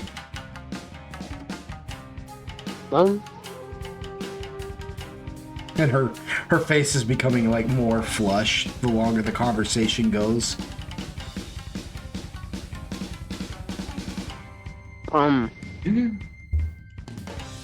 Hold up. I gotta fix real quick. You had to Facebook real quick? I asked her how much trouble she would get in if she would leave her job for a little bit and if we can talk in private. Yeah. She says, and she looks you over and she says, it really, not to be rude, my lord, but it would all depend on your standing within our society. Are you somebody of importance, or are you a mercenary? Well, I'm not a mercenary, but I am with part of the Dragoon. I would say that I'm part of the Dragoon. Not part of the Dragoon, but part of the group that the Dragoon put a fighter in for the tournament. When you say that, yeah, when you question mark, when you say that, her eyes kind of light up and she says, "Oh, you're one of the. Oh, I heard about your group, the foreigners with the honored chosen. that the Dragoon chose. She said, "See, see." Yeah. Booyaka, booyaka. Okay. 619. That's my pueblo. Oh, so she's like, if you're willing to vouch for me, my lord, then I am at your service in all things. And then she kind of looks. Damn. Now her face is like red, and her whole head is bowed. About this time, Agaragis has kind of wandered off to just kind of look at some things. But that's fine by me. Eating a mushroom. Because we're not about to be a man of God anymore. He's turning to the dark side, ladies and gentlemen. Does he say that to her? That's fine by me. I'm not about to be a man of God anymore. Once you go dry, you never go back. Does he actually say that to her? Or I'm just curious. I don't care either way. You're allowed to play as much D&D as you like. I'm just curious what her reaction should be right now.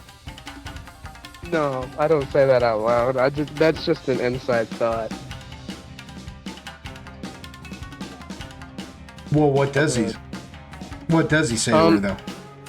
He asked her if she could come to his room with him.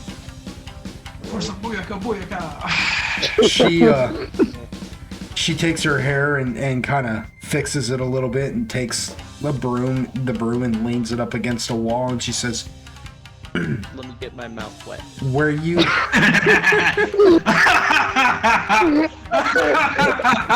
Yes. Oh, goddamn. Shut up.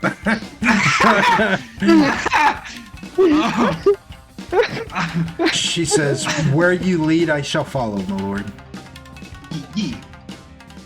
Yes. I guess I take her back to my room. Okay, she goes with you. I guess the real question I, as the DM, now have to ask is he actually going to question her, or are they really going back there for some Hanky of the hanky. yes, or are they going back there to canoodle? Yes, you fucking stupid bitch. Are they He's going gonna back there interrogate her. for some Her canoodling, or insides. is he going to, or is he actually going to ask her some questions? He's gonna do the spanky of hanky first to make her, Bring her You know. guard down. yeah, and then I'm gonna interrogate her. You get, All right, so you. Because if the He interrogator says you get the love. they miss the opportunity. Exactly. Priorities. Damn it. So you go back there and you take her to the room and everything. You said this is Zoltan's first time, right? see. Bottle rocket. Oh, All right. So all right. So as a general rule, I don't usually go too in depth in scenarios like this, just because it's kind of ick for me. But I do allow it. And because you're allowed to play as much D&D as you're allowed to. But with that said, I do feel like there are some things of note worth mentioning in this scenario. Zoltan, you get there about as far as you can go, but because you are not experienced,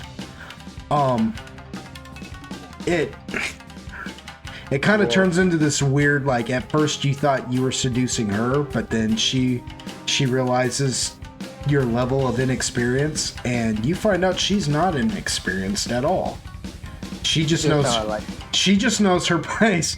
She just knows her. Boy, shut your mouth. What do you know? He goes, just how I like it. What do you know, you little ass kid? Boy, shut your silly ass up right now. Just how I like it. I'm about to blow you. You know what? Okay. Anyways, I'm about to dash your dreams right now. No, but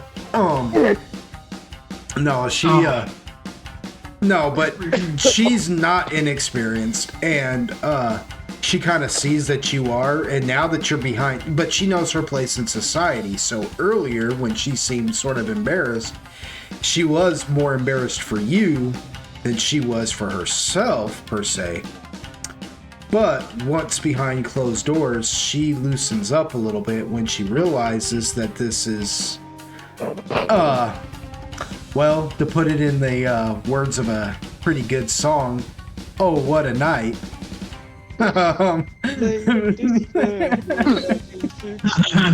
Yeah. And for the audience at home, if you don't know what that song is, just go look up "Oh What a Night" and then tell me what that song's about in the comments section below, and you'll know exactly what's happening right now. No. So, but yeah, so she kind of takes over for you, and yeah, you know, it might have ended a little too soon, but oh what a night. do. Oh what a night. But you know, it's not terrible, and she doesn't seem overly disappointed. She seems like she's pretty understanding, all things considered. And we'll say she even helps you for seconds. All right, beyond that, we're now past all that, and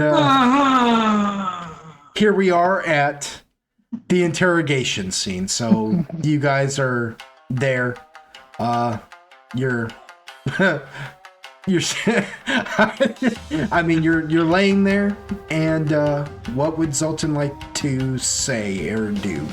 You go ahead. She's First, like, I want to thank you. first I want to thank her. I'd like to thank you for your business. When you do that, she smiles and like rolls over and like drapes herself over your chest and just kind of dances her fingers, and she's like, "It's no problem, my lord." Whoa. Oh, There was this renowned lady that I had the privilege of seeing these books in the underworld, and her name was Sasha Grey. You know her? You know what's weird is that in Drow society, a name like Gray would actually make sense. You know, like that is so weird. That's why the joke lands, bro. You just figured it out, dude. We've been invaded by Drow women. That's what's happened. That's what's happened to society. Okay. Nope. Kill yourself on it. Kill yourself on it. Nope. We're done. And that's the toilet.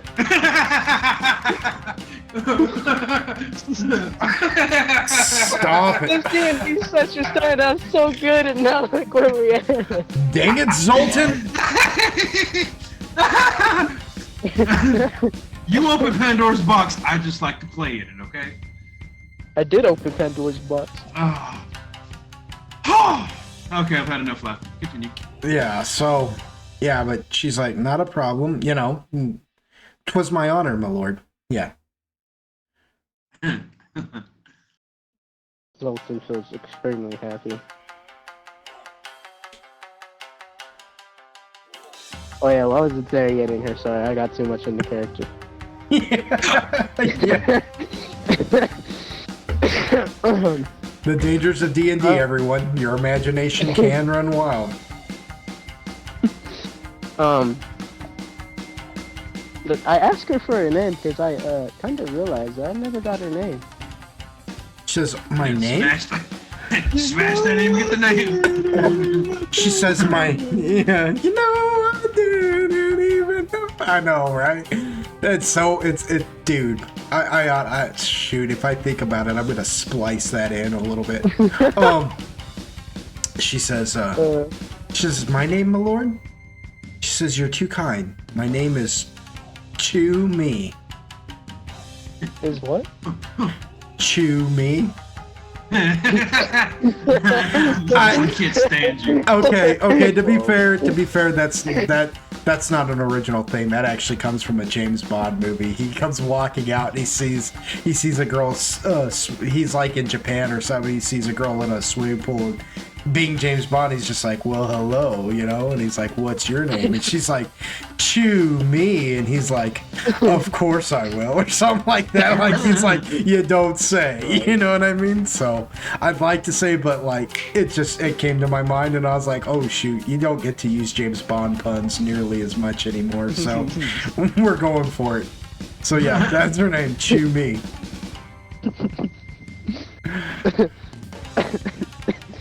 I'm sorry, I'm still trying to get over it.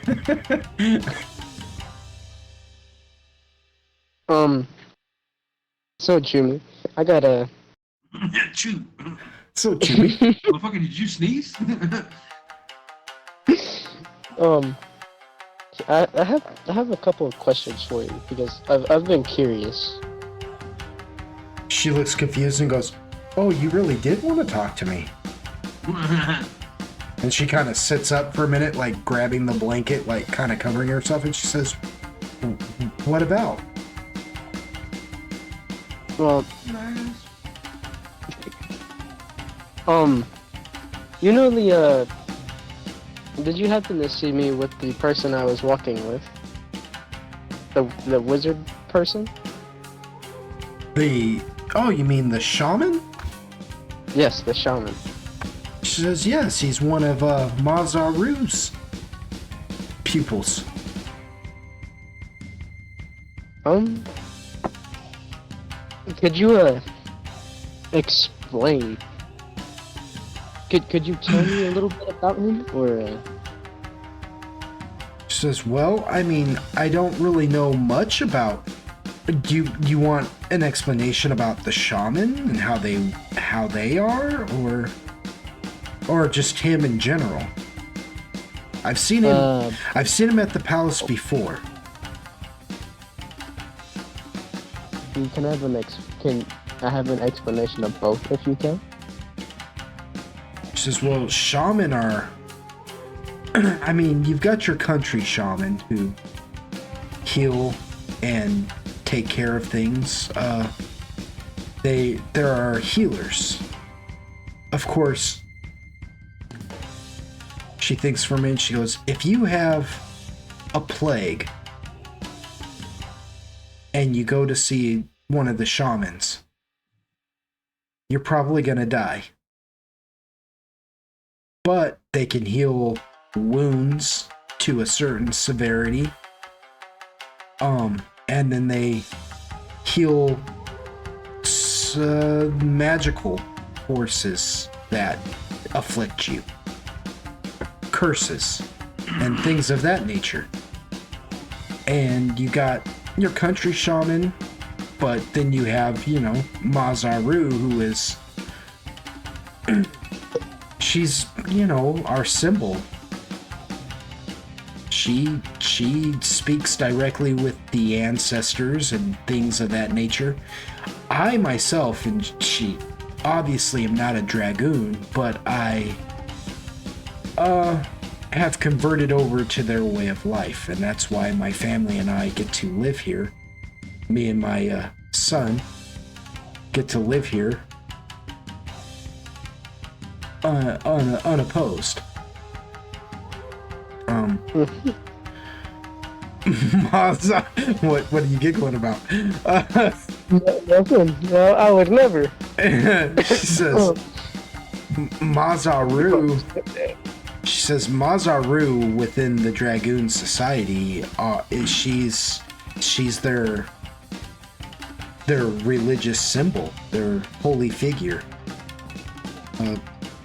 Because the Dragoon lived for such a long time, I don't think in another 3 decades, another 10 decades, they'll see a different dragoon. But there have been a few before her, but she's the most recent. She's been around, well, long before I was born. Anyway, I couldn't tell you for how long. Humans do not live as long as the dragoon do, obviously.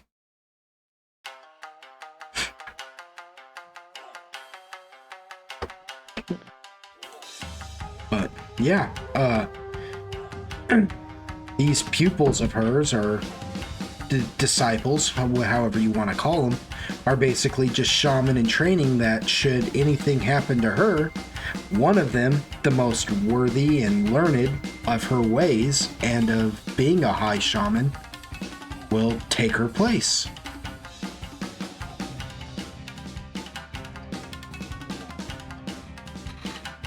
I see. The one you're asking about, I've seen him here at the palace before. Oddly enough, more so here lately than I think in a while. But of course, you know, the Jingzhou and all, so he's probably been here preparing for Mazaru's arrival, you know, and making sure everything is correct, since she should be getting here soon, actually. She's never the shaman is never here. The shaman is never here at the start of the Jingzhou. They always arrive late. It is customary for them to do that.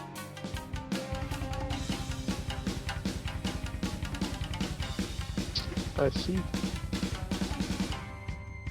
Yeah, I don't know if I'm using the right word, your word, high shaman, or to us, she's just the royal shaman. But yeah.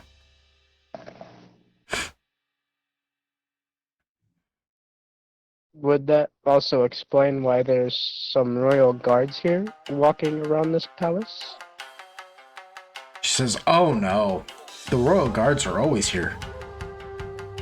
They protect the emperor, the shogun.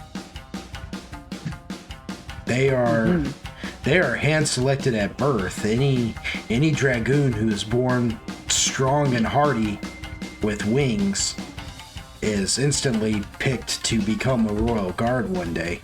They are the best of the best, the most fiercest and greatest of all the dragoon."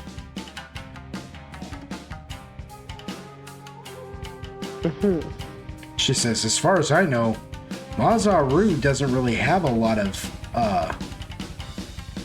royal guards. She's got your typical city guard in Saman Miao, her city, but her protection is yin and yang, her sons, who are, if I understand it correctly, I've never seen them before. I mean, I've only seen them at a distance. I've never been up close to them because they don't let my kind get too close, but even at a distance, they're freaks of nature, even by dragoon standards. They're like close to 9 feet tall and are just beasts. They say it's because their father is some kind of like holy man from far away, but I don't know." Okay. There's no way that this man's just going around hitting everything, right? Are you asking her or me? No, I'm asking you. She probably doesn't know, but outside of the game, there's no way he's just coming around to every nation. I'm I'm here, bitch, and I put hands on. There's no way. I'm gonna have to talk to Android about this. I'm gonna tell you like anybody when asked about Corlon Lorethian. He's pure magic. That's all I can tell you. Yeah, of course he is. I'm gonna have to speak to Android about this. Be like, I need to know your man's way. Can you show me the way? Exactly. You should be able to guess Android's answer to that, but I'm not going to tell you until you ask him. I'm gonna. Um.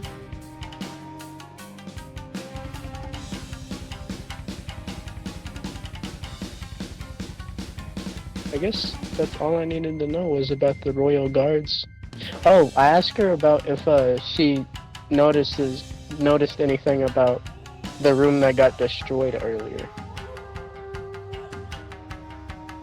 The room that got destroyed?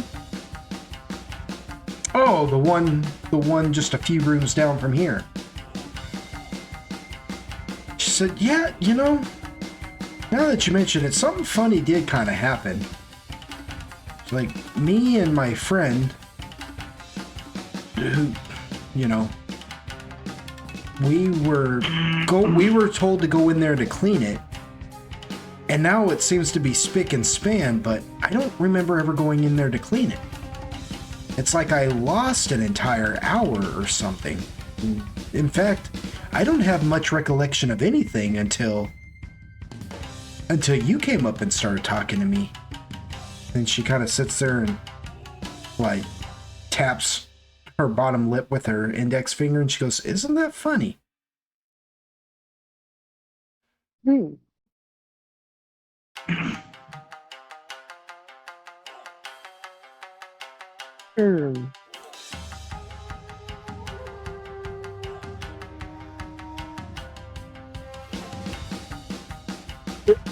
You said your friend. Where would she be?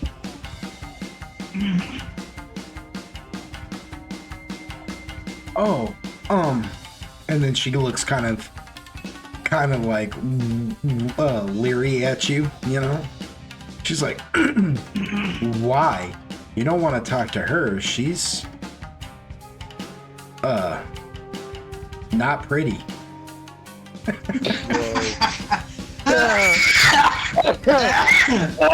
Oh yeah.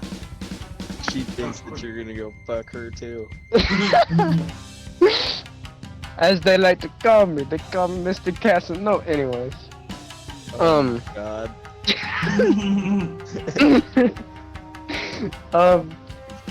No. Yeah, I have created a monster.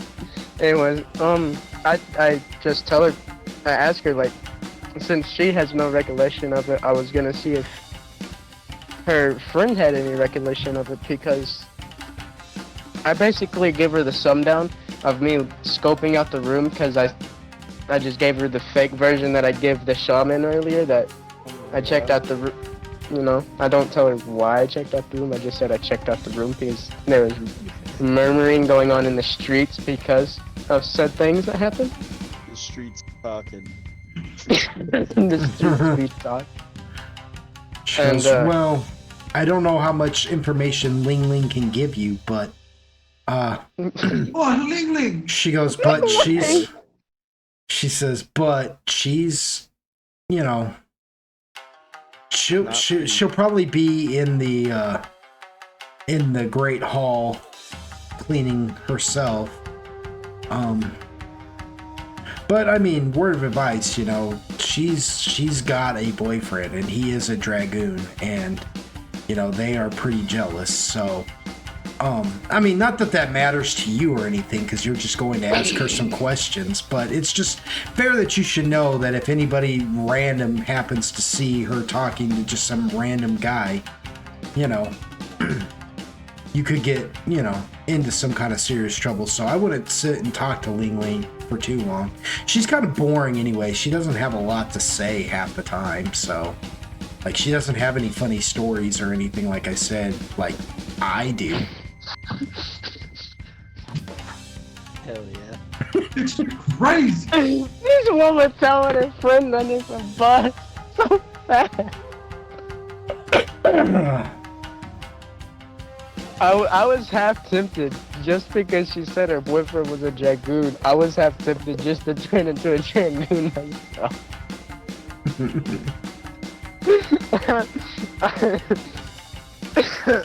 Can you shapeshift like that, or because they're technically not animals, so I have wild shape. I That's shapeshifted into one of the lizard people back in White Claw or whatever it was. Oh, that's true. That you did do, huh? I'll let you do that. Yeah. I think it's because of the 1,000 faces I have. That's probably it, yes. Yeah, Okay. because I have 1,000 faces. That's fair enough. Okay. I was like, I don't know why you got away with that. I don't know. Maybe I wasn't thinking about it. Yeah. He's questioning his own self. He's like, why the fuck would I do such a thing? Yeah. You do talk about the 1,000 faces, though. That makes it pretty. Okay. Yeah. That. Fair enough. But yeah, she's just like, but yeah, I should probably get back to work now. There's anything you need. And then she stops and goes, why are you asking me so many questions, though, about this room and everything else? She goes, ooh, are you on some kind of investigation? Whoa. You caught me. I am. But I cannot tell you the purpose of why I am. But I do have one final question before you leave. Is it possible that there are any other sorcerers or if the shaman can be able to make people or like influence them in a way to do something? She goes, well, that's not really a shaman thing. She says, she goes, you're thinking of I don't know what this word sorcerer is that you're using. Think of it like a person that can use magic very well. Oh, I see. Innately.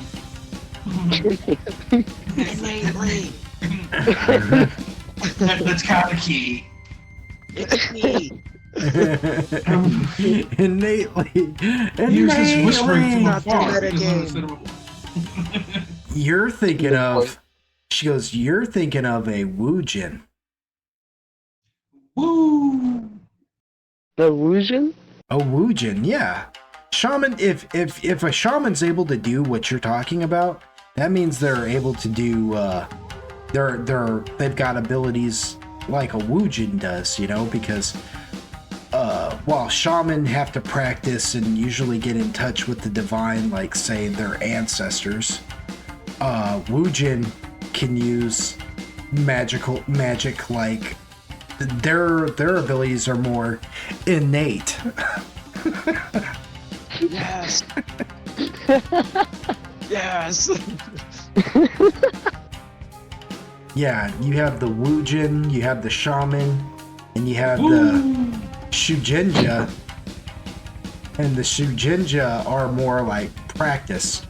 Man, I'm gonna make a They- just to be a They learn their magic. Their magic is like a study, a practice, and they have several different fields in which they do it. But it sounds like to me you're talking about a Woojin, somebody who's magic. I mean, and then she kind of giggles and she goes, "You're a detective?" yeah. She says, "How exciting!" And Nice. claps her hands together, and she's like, "Oh, I can help you. I'll get you information. What do you want to know?" Well, That meth. Nice. well, earlier when I came to the Shut window, up.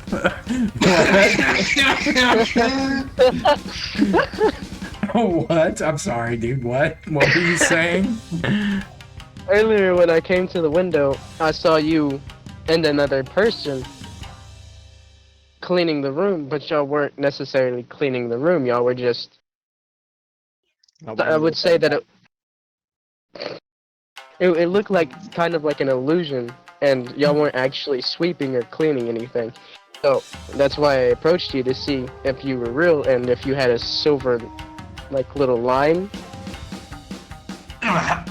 No, she's looking completely confused. She's like, huh. Was the other person kind of like a little overweight and kind of washed up looking? Because that would be Ling Ling. She goes, but Jesus. she goes, but Somebody's a little bit. I think How that do you say? toxic girl.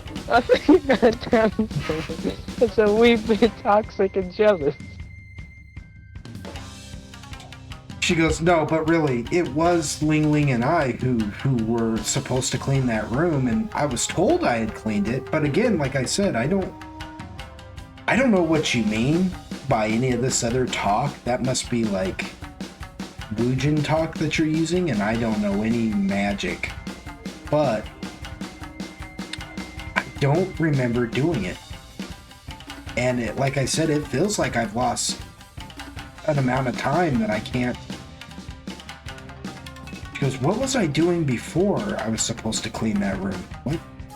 She's like trying to retrace her steps now, and she's like, I'll find out and I'll tell you, okay? And she like jumps up and begins to like put her clothes on.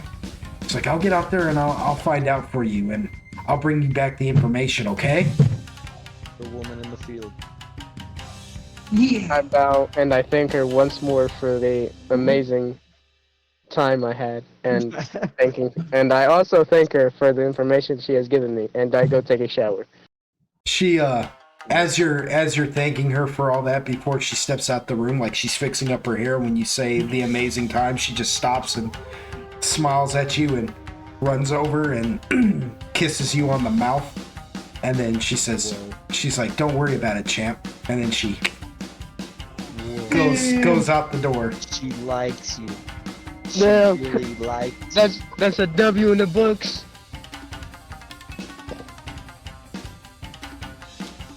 I'm just glad she didn't bring up the hourglass. The fact that you didn't take as long as it didn't. I'd assume that you hadn't like taken your clothes completely off to hide the hourglass. She touched me. It's like, I'm done. Because you're That always goes up your mouth. you're always talking about how you don't really undress in front of people and completely, you know what I'm saying? So I had left it in my head. If you were completely naked, I guess I should have said something about the hourglass, but it didn't even dawn on me, you know? Of course, even when she was tracing her hands up your chest, she would have felt it, but she probably just thought it was like a necklace or something. I got a big ass chain. Yeah. So there is no showers here per se, but there is a bath that you take and kind of wash yourself off now that you're by yourself and everything, and you get redressed. And where to now? You realize that Agarigus is no longer with you also. I am glad, because Agarigus, what a awesome stuff. Agarigus is just standing there in the corner, just mortified, like, I have no eyes. why did I come with them? Why did I think this was a good idea? No, Meditating in the corner. Agarigus wandered off a while ago. That's great. I guess I leave the room. I honestly should have asked her what a Woojin looks like. Nice.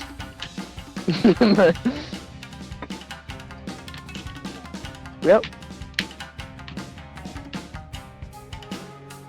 Yeah, I guess I leave my room.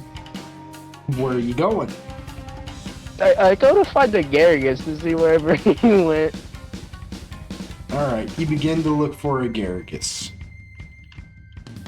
You Quill, you are... This is dead. Yeah, here, you found Agarigus murdered, and you weren't there to help them! You were too caught up in some pussy.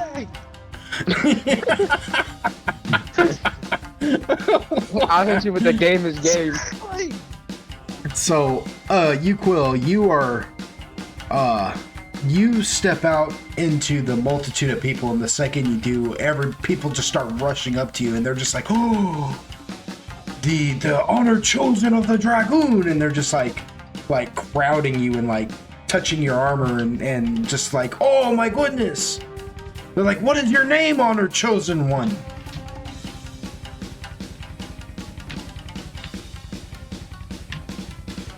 Do you think he's still with us, or do you think he like? Yeah, I'm here. No.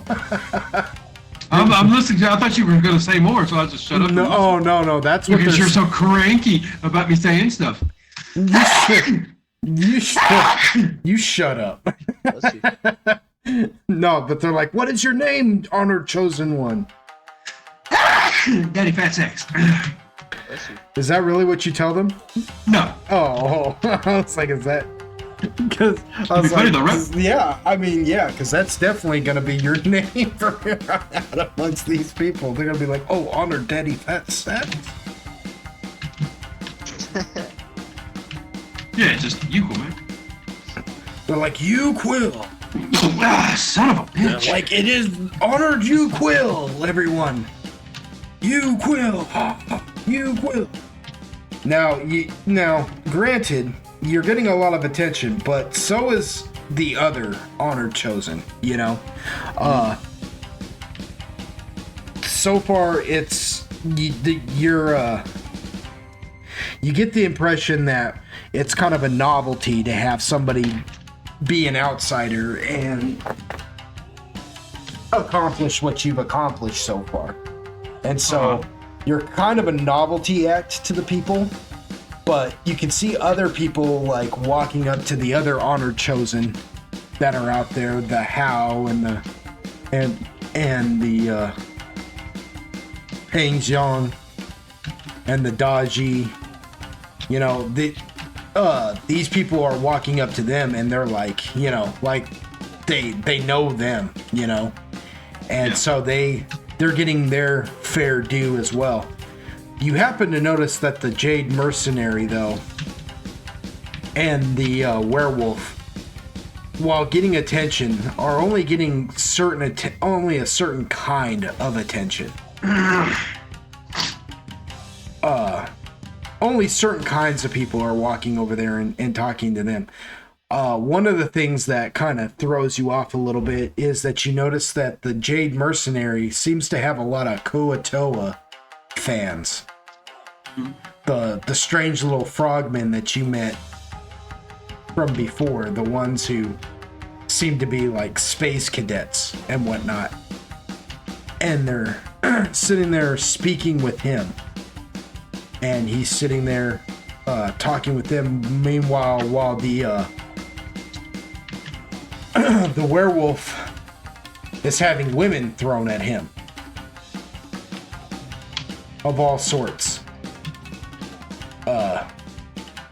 You know this practice. You instantly understand this practice. People are trying to breed him, in a sense. Yeah.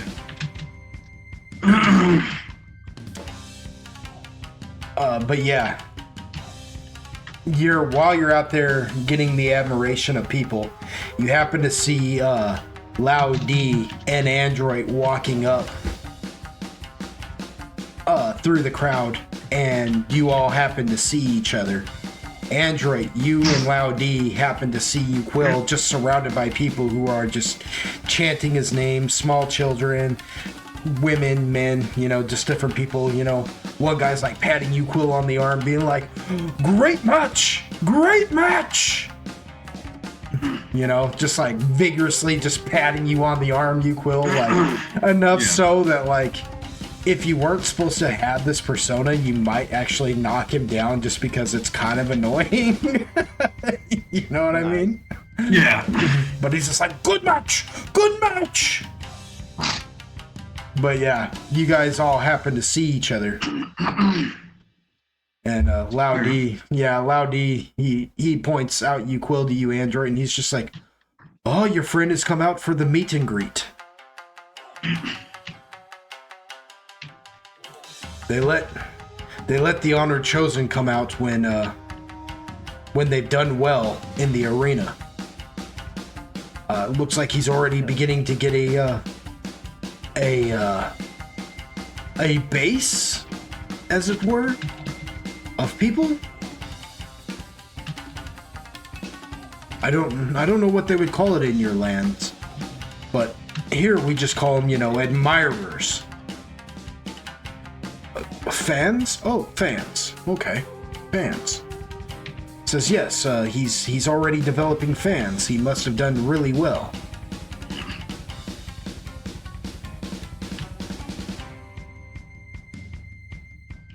Well, no doubt, it is you, Quill. Says certainly.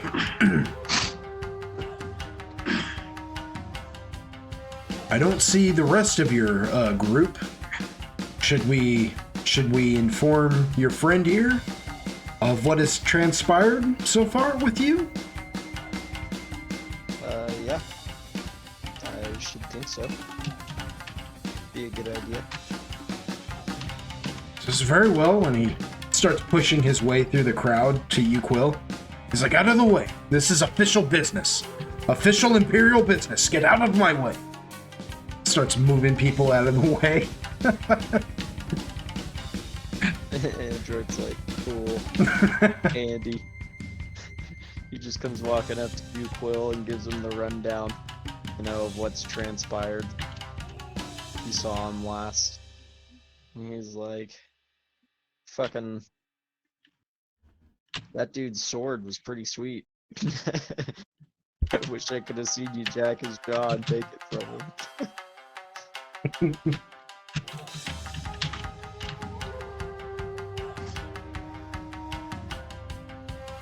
But in any case, Yeah. we're doing well. I hear you're doing well. Keep up the good work. I think. Yeah. For the most part. It was he's kind of like looking around at like the spectacle, he's like, he's not ignoring Android, it's just like, so in his mind it's like, so we're just like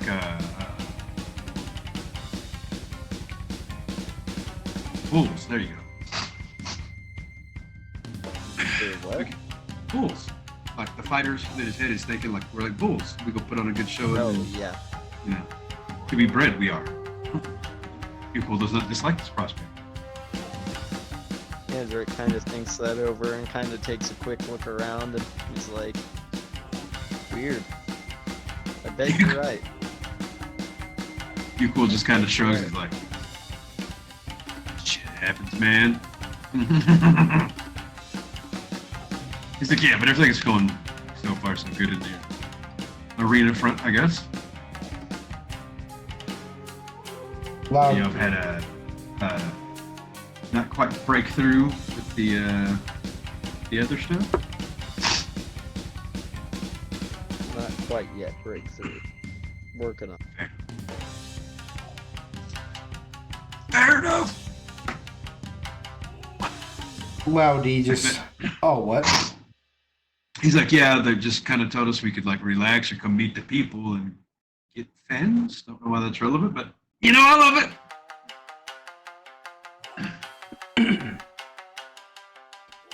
Loudy says, well, that's mainly for the people. They see you and they become admirers, and then they want to meet you. And yes, you're kind of right. At times, somebody might offer their, daughter of age to you, so you may give them an heir with your kind of chuckles. Honor the deadline. an honored bloodline. Yes, and he points at you, Andrew, and he says, exactly, so that you might give them an honorable bloodline. Cool kind of chuckles. He's like, so my display was a little bit too inviting. He says, oh, I caught Android that. kinda chuckles. He said, I saw that, yes. He Is goes, that just a power move or what, bud? Yeah. It's hard not to kill people when he's like, he's got his shit back on when you're in all this. And he's like, if I would have like ran through that guy with all this on, I might have accidentally killed him. And I didn't want to do that. He's nice enough fella. Fair enough. Fair enough. And I didn't have a chance to ask him if they had like, a loincloth or something. I just kind of, they were like, hey, you're up. And I was like, oh, shit. Okay. Fuck it. Yeah, fuck it. Eat. They didn't seem to mind that I was butt ass naked. You know me. They never do.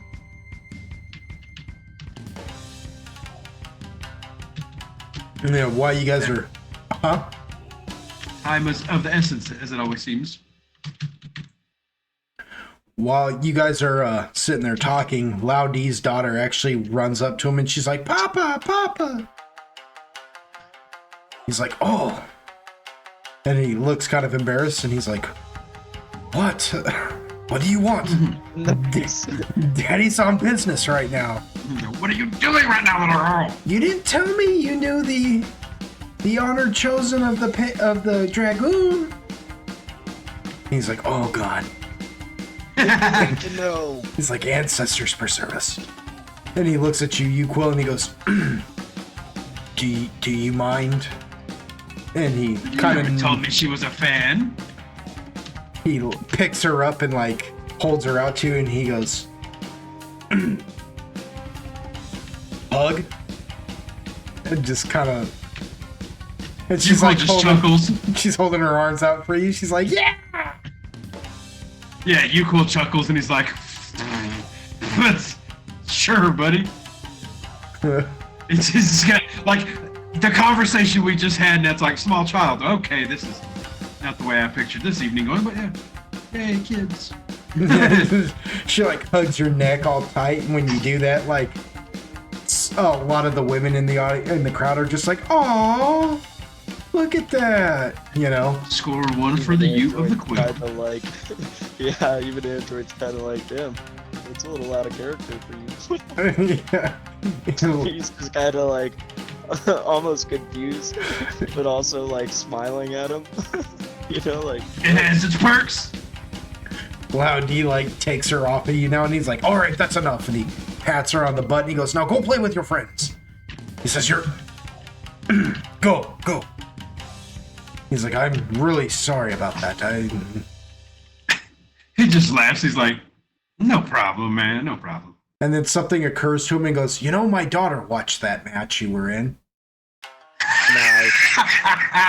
Like, Yuko just chuckles. He's like, man, Sorry about that. in the heat of the moment, you don't think about these things until afterwards, and it's like, maybe I shouldn't have done that. yeah, like the look on Lao D's face, like his head is tilted up to the sky as if he's looking at something like in the distance that just isn't there, with his eyes squinting, and he goes, I would consider it a large personal favor on your part if from here on out you at least wore a loincloth. Yuko just he chuckles heartily at that, but he extends his hand to shake his head. He's like, sure, sounds fair. Laudi shakes his hand. He goes, "You are an honorable man, Quill. I can't thank you enough." He goes, "I had always thought the first member she ever experienced would have been, as... It doesn't matter. It doesn't matter." Whoa.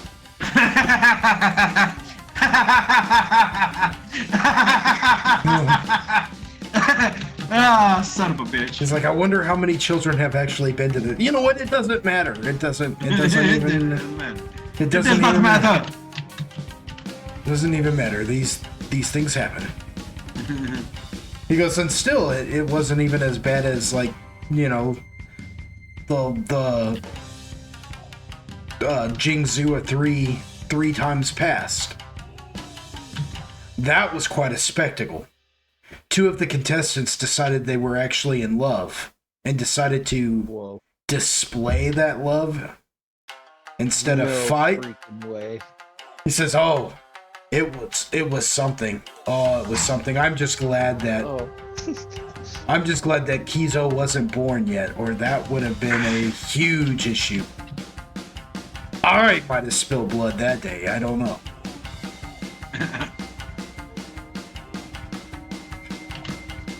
Fair enough. So, I mean, it could have been worse. Well, It's at that moment that freaking Loudy like squints and he looks kind of pissed all of a sudden. And he just looks at you, Android, and he says, "Don't move." Android just freezes. And you, Quill, he looks at you and he says, "Watch out." And he kind of shoves past you, and when he does, he takes the flat of his sword and smacks somebody who's like robed. They're completely robed up, and he smacks them with the flat of his sword as hard as he can and sends them sprawling. And when he does, you see that they have a blade in their hand, and it goes flying across the courtyard, and Lao D pins him down with his sword. He's like, "We have an assassin in our midst." nice. Those are always fun. Yeah. Now the person he slapped isn't very tall. They're kind of short. You know what I mean? They're little, you know. And he leans down and lifts up their hood, and it's a Koatoa. It says, "A Koatoa assassin." And he looks at you, Android, and he says, "Any questions you'd like to ask this assassin?" At this point, everybody's like giving them a wide berth now, and they're just like, "Oh my goodness. Oh my goodness. Somebody just tried to kill the honored chosen of the Dragoon." Android kind of looks around. He's like, you know, now he's like all jittered. And he tells him, check his mouth. Make sure he doesn't have a capsule. Loudy goes to do that. When he does that, you watch as the little frog man, the Koatoa, he sees Loudy go for his mouth, and he crunches down. Loudy retracts his hand suddenly, and you watch as the Koatoa just begins to, foam at the mouth, and Loudy drops down real quickly and starts to hold his mouth open, and it looks like he's trying to dig the capsule out, before it can take its effect, you know what I mean? But then the second it starts to dissolve, you hear Loudy's skin begin to sizzle, and he just jumps back, and he's like, "Oh!" and watch his hand, and his hand, the palm of his hand is burnt a little bit, and it's smoking. He's like, "It's too late. He's already done it." And you watch as the Koatoa just disintegrates, like you watch the Nizumi. Well, Andrew just kind of, pinches the bridge of his nose and thinks for a second. He's like, okay. Well, that's at least another faction to keep on the lookout. Well, he says, "The entire Koatoa and the Nizumi, you believe that the Koatoa and the Nizumi are working together to try and then he kind of whispers, to try and assassinate Bazaru?" Android's kind of like, well, I don't know that it's the entirety of either peoples, to be perfectly honest, or if it's just groups of people and, in association with one another. But we have at least one Nezumi and one Kuatoa that we know of for sure, so it's something to be on the lookout for. Yes. He looks at the both of you. He says, I think it would be best If perhaps, and by this time, guards are now walking up because so many people have made such a big fuss that they're just like, what happened here? What has taken place? Their dragoon, Louddy's like, I will take care of them and explain to them what happened. Android, I think it best that you escort Quill back to the barracks, since people are trying to assassinate you. And I will do not leave until I get there, Android. Very well. You've already been drugged once.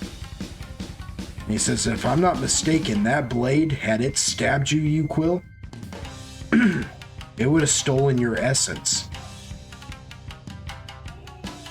Not good. The fuck does that mean?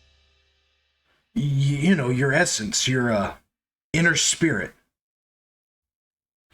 Can I have that knife? He goes, no. And no, that something like that. That's ancient magic. Yeah. He goes, which means Quite powerful. which means who's ever involved in this knows dark arts of the Woojin. Whoa! They may even be a Sohei. What'd you just call me? He just looks at you, Quill, for a minute, but he's not like laughing at all. Like, he knows that you're cracking a joke, but he's just too focused to even, give you any kind of gratification about that. He's like, no, seriously, listen to me. I need you both to listen to me. This is serious. I thought That's serious. Zaguchi was an issue. But in the long run, Zaguchi's just a mercenary. He's just a merc with a mouth. This motherfucker. Wow. Whatever, yeah, you like it? You don't get to make those kinds of puns okay. But whatever we're actually dealing with, whoever has that contract, they know a healthy bit of dark arts that the Dragoon outlawed centuries ago. If they can drug you and almost steal your essence, I still don't know what you would call it, but your inner being. Soul? Is that what you would, like an inner spirit? Android kind of. It's like, yeah, sure. Your projection. Like There's an astral body? there's an Question mark? there's an old art where somebody can tether themselves to their bodies and project their essence and form like that of a spirit. And the worst ones can even perform their dark arts while in this form. And had they It's a shadow. As he's checking his shadow, a hand just reaches out and grabs him on the nuts and squeezes. Nice. No, but he's like, I need you to understand what we're dealing with now. There's just too much evidence for the contrary. They can use alchemy. They can make blades worthy of stealing your essence. They may be able to astral project, as you called it. Wow. And if they can do that, then they can be anywhere. Because it takes a special kind of keen eye to even spot somebody who's projecting their essence.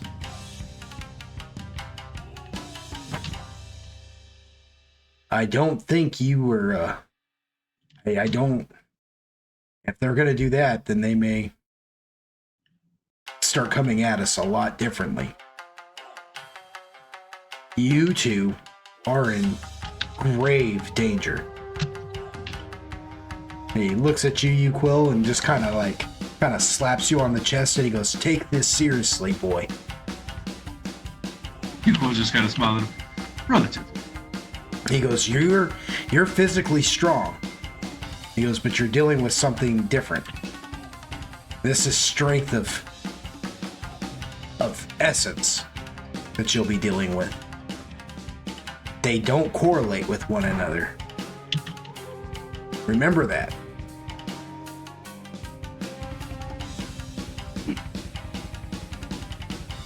And with that, we're going to call it for the night.